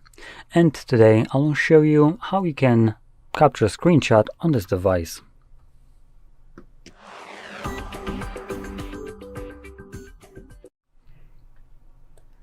So to get started, you will want to open up the content that you wish to capture. And for this, I'll be using home screen as an example. Now, home screen is already open on my device, so all I would need to do is press the power button and volume down at the same time, like so, and it captures it. I believe there's also another way to do it. Let's quickly check with a 3-finger swipe down. Oh, no, never mind. It's the knocking one, so you just kind of, knock on the screen, and it also captures it. So that's the 2 different ways. Now, just to clarify this, make sure that whatever you want to capture on your screenshot is visible on it. So, yeah. Now, I also want to show you where you can find it and also talk about limitations. So, let's first show you where to find it. So, to find it, you would open up your gallery application, like this one right over here, and primarily, I believe you want to navigate to albums. This will be the easiest way for you to find all your screenshots, and then navigate to an album called Screenshots. Now in here, you don't just see screenshots, you also see screen recordings. But hey, it's much better to find your screenshots between screen recordings only, rather than your entire media library. And here are the 2 screenshots that I have captured. So, that's it. Now, I do want to talk about some limitations too, as you might occasionally encounter them. So there will be some applications on your device that will just straight up block your screen recorder. If I'm correct, this is, even though it's called HarmonyOS, this at its core is running on the open source version of Android, and Android has this built in. So you might encounter that when you try to capture a screenshot, it gets you a little pop-up somewhere here at the bottom, letting you know that basically you're being blocked from doing so. Now, this feature is designed to protect the privacy and security of the user, and most commonly you'll encounter it in the bank applications that basically try to protect your security of the bank, of your account, from malware applications that would be using something like screenshots or screen recordings to try to see what kind of pins or passwords you're using to log into your bank. Now, in this case, obviously, this is done for your security, and if you usually want to capture a screenshot of something like a bank, that's probably for a reason to just capture a confirmation of a payment. And that's fine. You might not be able to capture a screenshot, but banks do give you the option to usually download the PDF of a verification of that payment. So, they might not allow you to capture a screenshot, but they give you alternative ways to achieve the same kind of goal.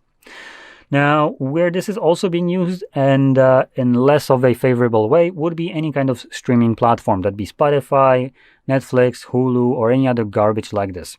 Now, this is done not to protect your privacy and security. No. This is done to protect the company from piracy. Like you should give 2 shits about piracy.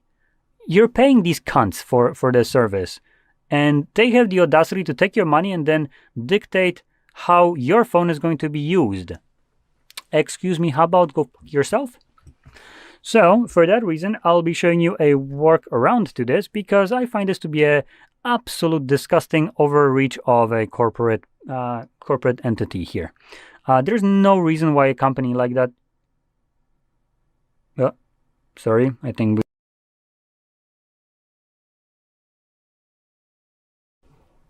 Okay, we're back. So, sorry for that. Not sure why the camera turned off, but... So, there's no reason why any kind of application should be dictating how you can use your device. And furthermore, even if they feel that they have the power, I want to remind you that things like fair use exist. So even if they want to stop piracy, you shouldn't give two shits about it. And you are in your damn right to even capture whatever is there. As long as you're not sharing it and distributing that content fully, then you're not really breaking any law. If it's for you, or just to share a screenshot or maybe small little recording, but you're in your right to do so under fair use, that's fine. So I'll be showing you ways on how you can achieve this. Now, it won't be through their applications, unfortunately, because there's nothing I can do about those. But what you can do instead is navigate to your browser, and in the browser, you can already see I have it open, but I used to show a specific site where you could go and basically open up any kind of show or movie from any platform for free without needing any kind of account. So it was just, you go in there, click on whatever you want to watch, and boom, it goes, right? But unfortunately, that site got taken down. So because before us showing just the site, and that site is no longer available, I now approach this with a different idea. I'll be teaching, you how to fish so you can feed yourself for life, instead of giving you a fish like this one, which is now dead and unavailable. So I'll be showing you how you can find different sites like this, as because of enshittification, there is ample amounts of them. And hey, DMCA takes one. 2 new show up, like Hydra. So there is small chance that, this will go away. Piracy is on the rise for a reason.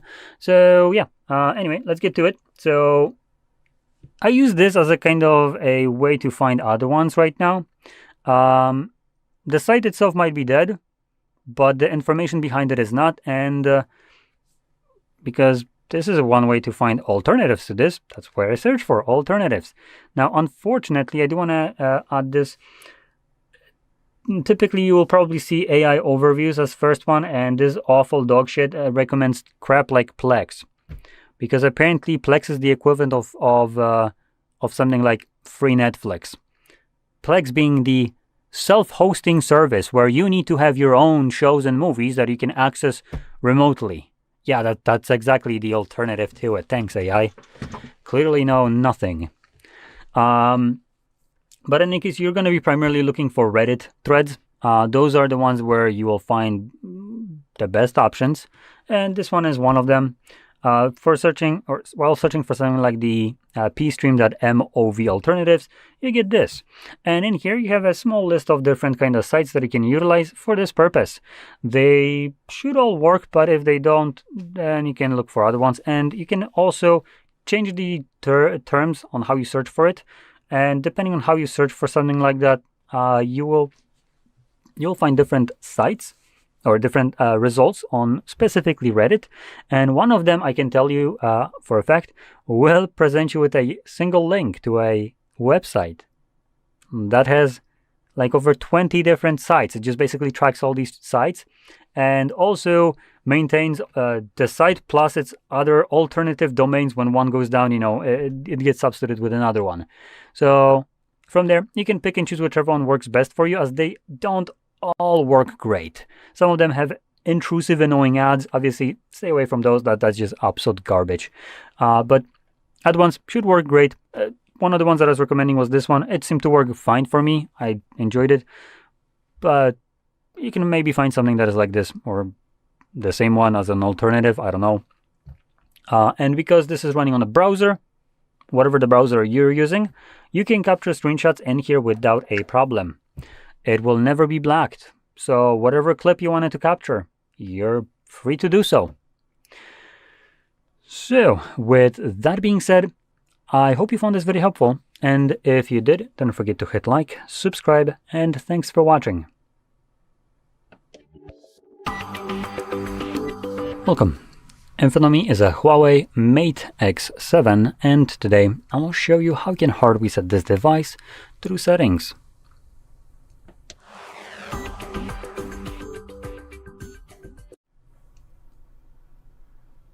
So, to get started, I won't be automatically jumping into resetting. I do want to first talk about backing up your device. So, any kind of data that is stored on it through a reset will be basically deleted.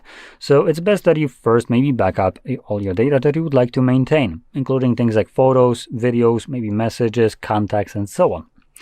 Now, there's multiple different ways you can go about this, and I'll be showing you a couple of them. So one of them, surprisingly enough, could be done through Google, by the way. You can do this by basically going into your, oh boy, what was it? The store that they have for applications. In there you can find MicroG, I think it's called, which is basically like a place where you can get Google Play services, which would then allow you to sign into your Google account, and in the settings then go into backups and create a backup through Google.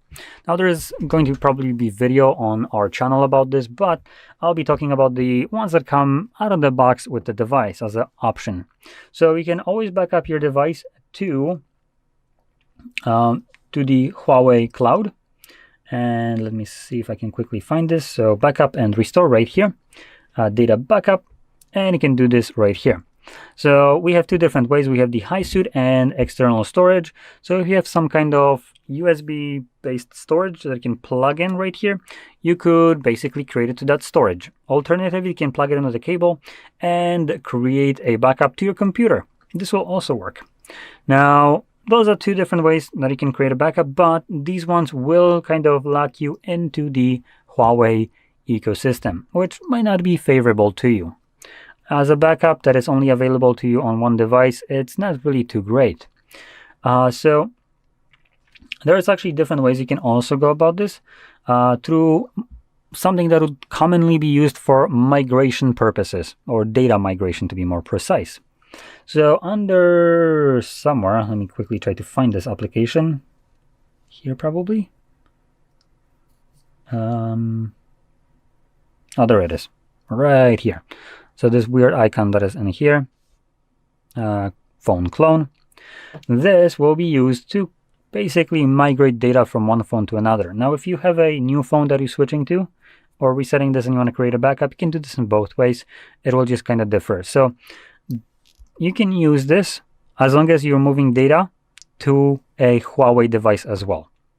Now, the way these applications work, like phone clone or any other alternatives of that application that other manufacturers have, these applications will allow you to move data using the application of the phone that you're moving data to. So if you have an old phone or maybe a new one, no matter which one, and let's say it's a Samsung device, right? I have right here. What I would be doing is downloading Smart Switch, which is the version of phone clone, but all made by Samsung. So I'll download the Smart Switch on here, and this would allow me to open it up and then connect these two phones together through Smart Switch instead of the phone clone. Like I said, we're downloading and using the application of the phone we're moving data to. And from there, it's basically the same kind of application. It does the same exact thing in the same kind of way. And you can move data from one phone to another.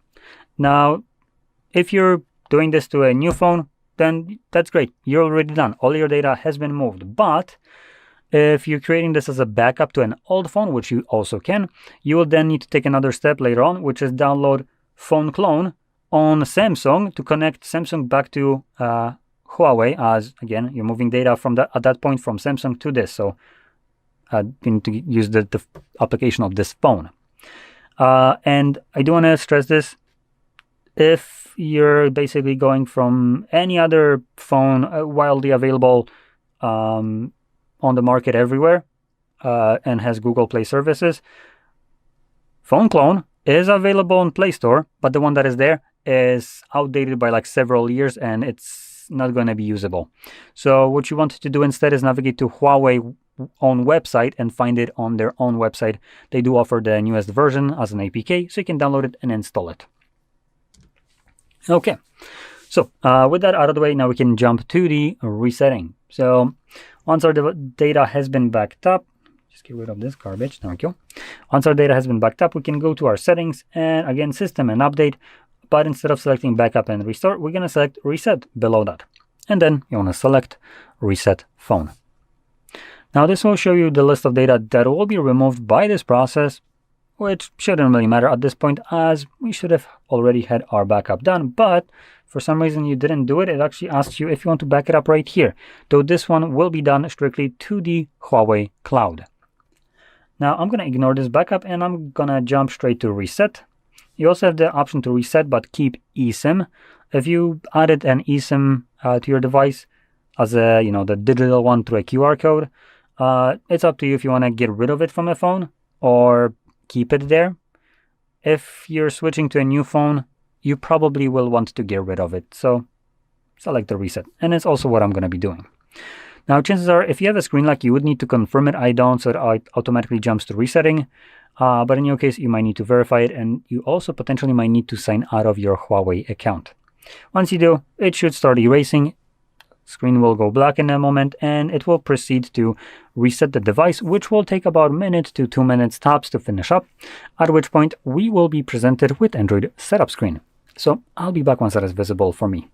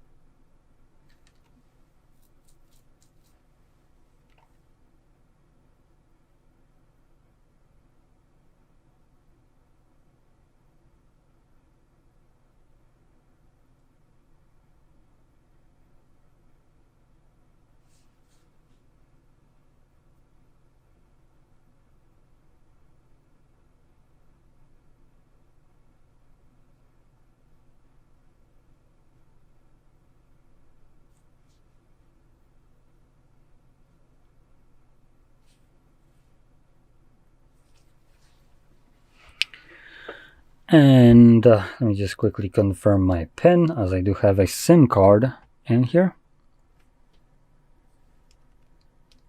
Come on. There we go. And you can see our process is finished, and now we can set up our device in whatever way we want to. So, if you found this very helpful, don't forget to hit like, subscribe, and thanks for watching. Welcome.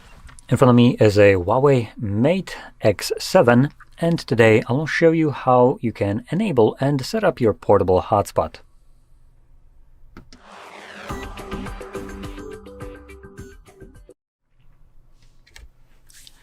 So, to get started, you'll want to swipe down from the top right side of the screen, which will bring down all your toggles, or maybe not all, but most. And somewhere in here, by default, I believe we should have our hotspot toggle. For me, it is right over here. But if you can't find it anywhere in this list, you can add it by clicking on this button right here. Then click on the plus.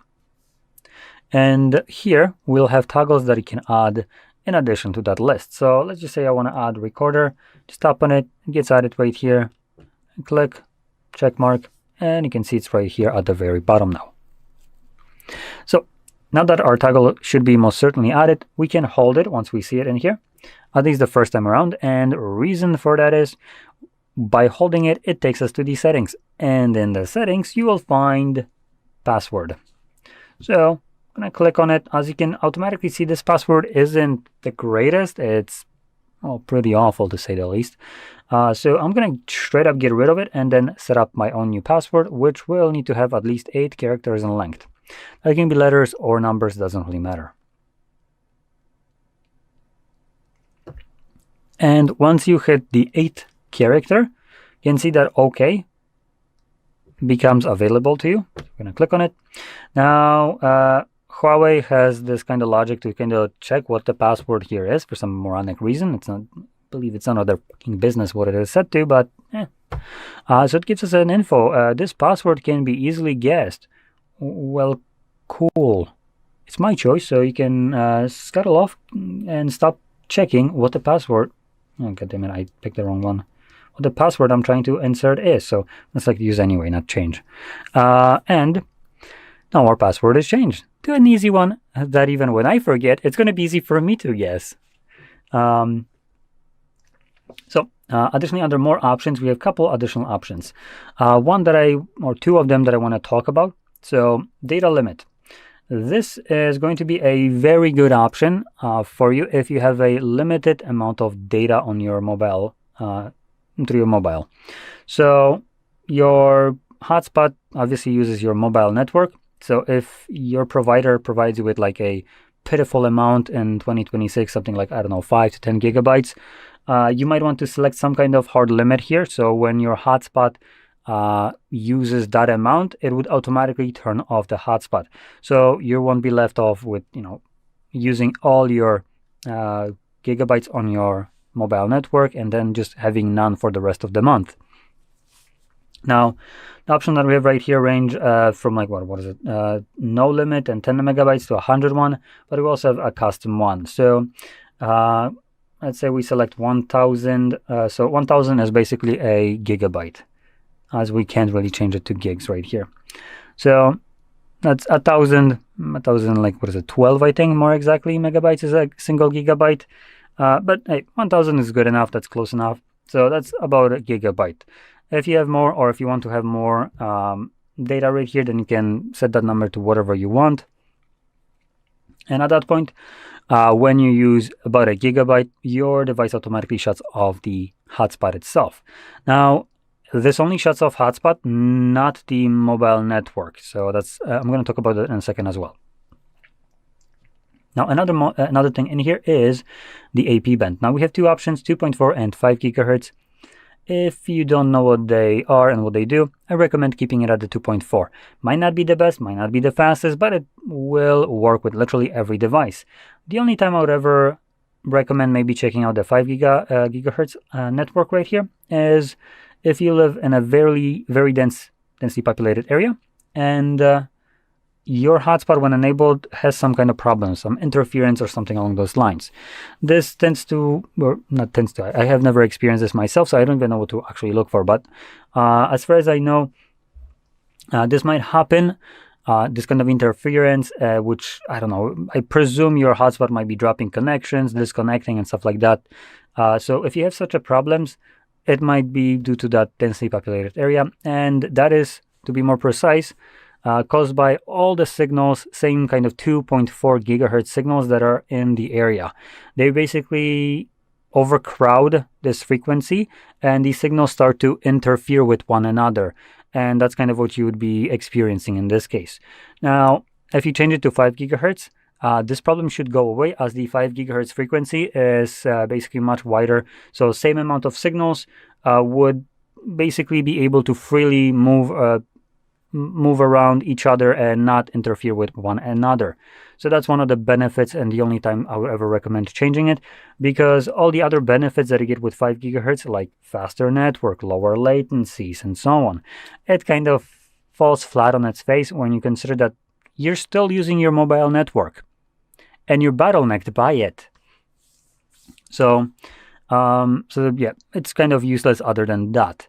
And just so you know, at 2.4 and the crowded kind of part of it, this isn't just from all the people using the 2.4 hotspots or Wi-Fi's. This is actually also caused by basically majority of smart home devices. As they all kind of try to connect to network, they all use the 2.4 gigahertz frequency. So any kind of light bulb that is smart, that uses this. Any kind of freaking air purifier, vacuum cleaner, or door sensor, motion sensors, all that, they all use 2.4 gigahertz network.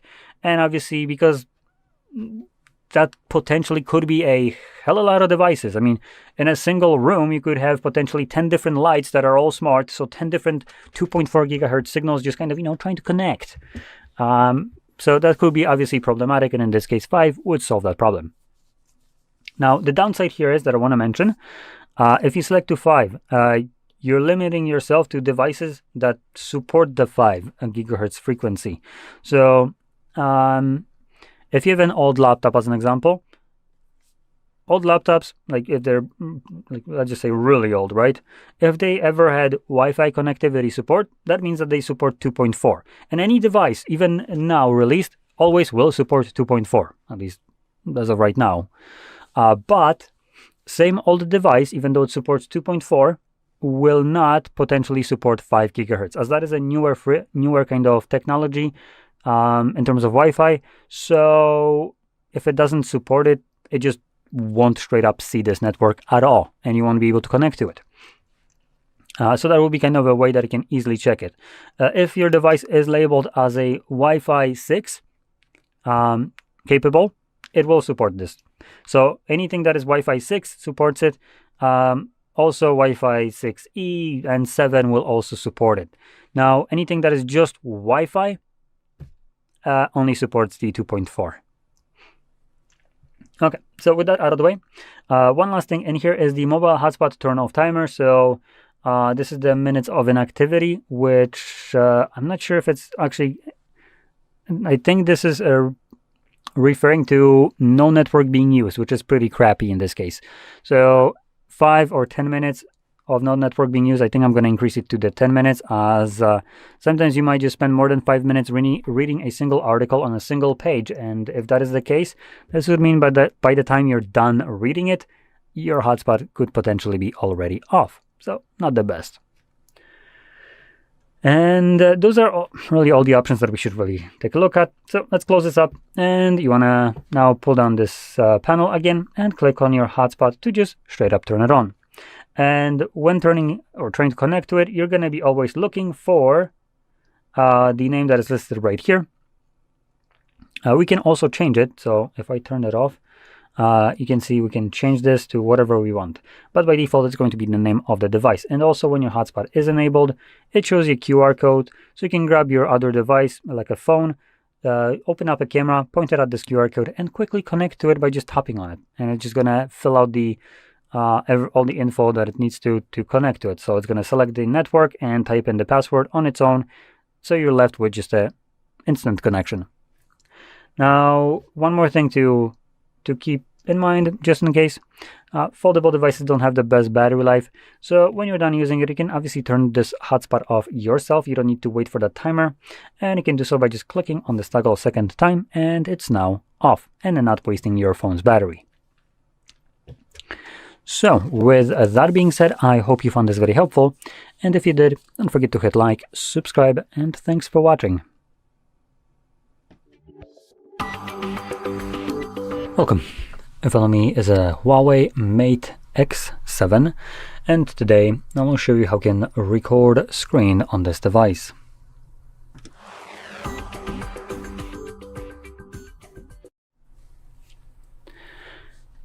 So, to get started, you'll want to swipe down from the top right side of the screen. Now this can be done on the cover display or the internal one, doesn't really matter. And when you do, you'll get your control center, or toggles, however you want to call them. And somewhere in here, you should have the screen recording toggle. Now for me, it is visible right over here, but if you can't find it in this list anywhere, you can add it by clicking on this little box right here. Then click on the plus. And right here, we'll see all the toggles that we can add additionally to that list. So let's say I want to add camera. I would just click on the plus. check mark twice, and you can see it's right here as the last toggle. So anyway, once you see this screen recording right here, first time around, looks like we just stop this. So I was looking for settings, but it looks like there isn't any. Okay, so we're gonna click on it only. We don't need to hold it. And when you do, it automatically starts recording. Now let's see if we have any kind of applications right here that I would want to showcase, but looks like we do not. Yeah, I don't see anything here. So I'm just gonna open up whatever. I have no clue what that is. Anyway, well, okay, that's kind of annoying. So once we're done recording, we can click right here to stop it. And this will save this recording to our Photos application. Which, let's see how long it takes me to find it.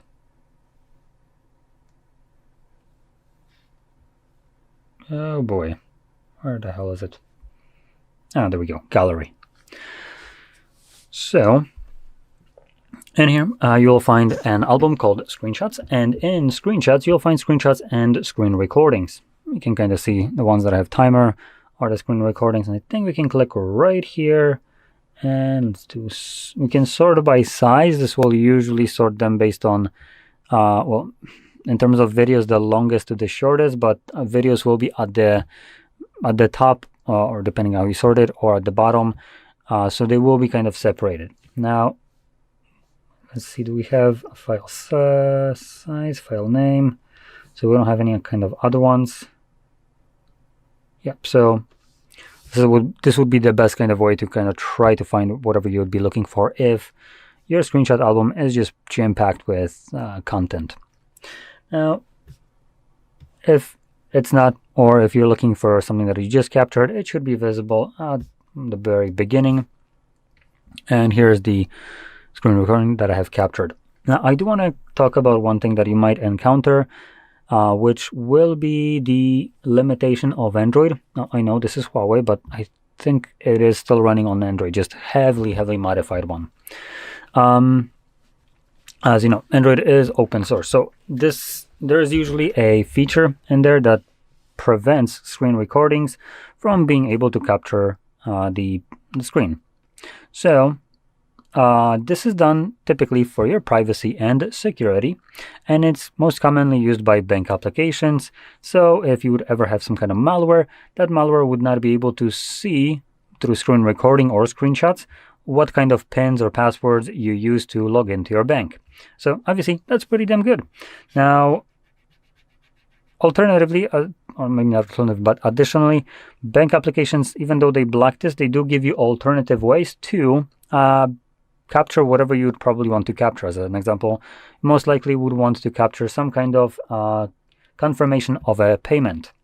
So you might not be able to do this through a recording or a screenshot, but you can download a PDF through bank application as a confirmation of that.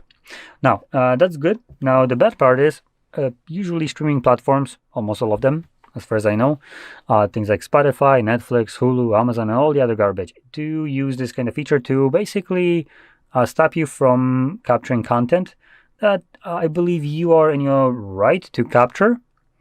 They're doing it to, not for your security and privacy, let's start off by clarifying that. It's primarily to stop piracy.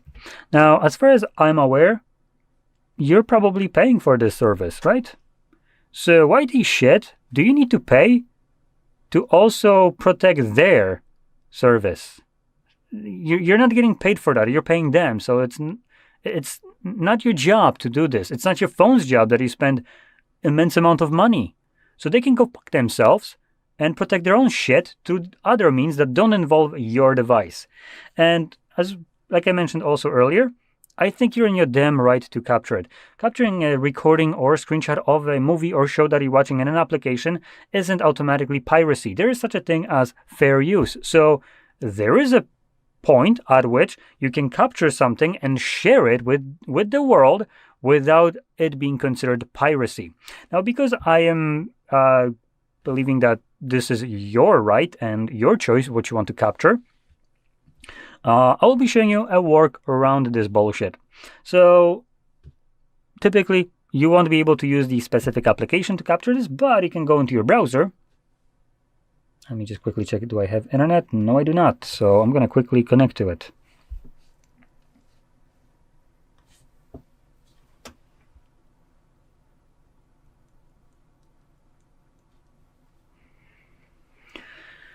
There we go. So let's go back to our browser. And before I was showing a specific site, as this will be a site that is completely outside of all the Netflix, Hulu's, and other things. It does have content from these sites. It doesn't require account. You just enter this website, pick content, and you're good to go. Now, I won't be showing you exactly where to go, as when I did that before, this site got taken down. So I came to a conclusion that it's much better to, teach a man to fish to feed him for life rather than give him a fish that by the time you would be watching this video, this fish is kind of dead and no longer usable, right? So I'm going to be showing you how you can find any kind of other website that would basically do the same thing. At that point, you can pick whichever one works best for you. And even when it gets taken down, you still know how to find new ones as they do get taken down because, DMCA, copyright holdings, and all the other bullshit that we don't care at all. So what I tend to do now is show the site that is no longer available as the kind of, way to start. And site might be dead, but the information behind it and what it was doing is not. So we're going to go to pstream.mov, then we're going to put a space and just add alternative.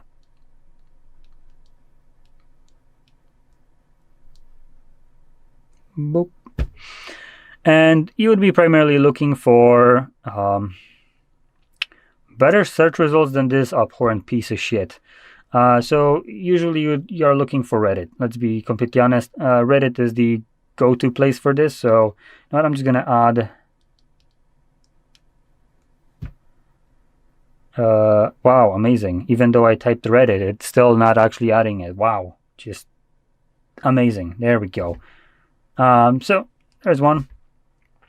Reddit r/piracy. And this one, actually, I don't know if this is the one that I was finding before. You know what? Let's try something else.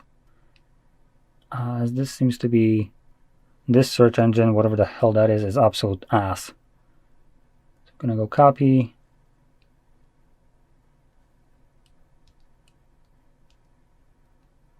Oops. .com, there we go.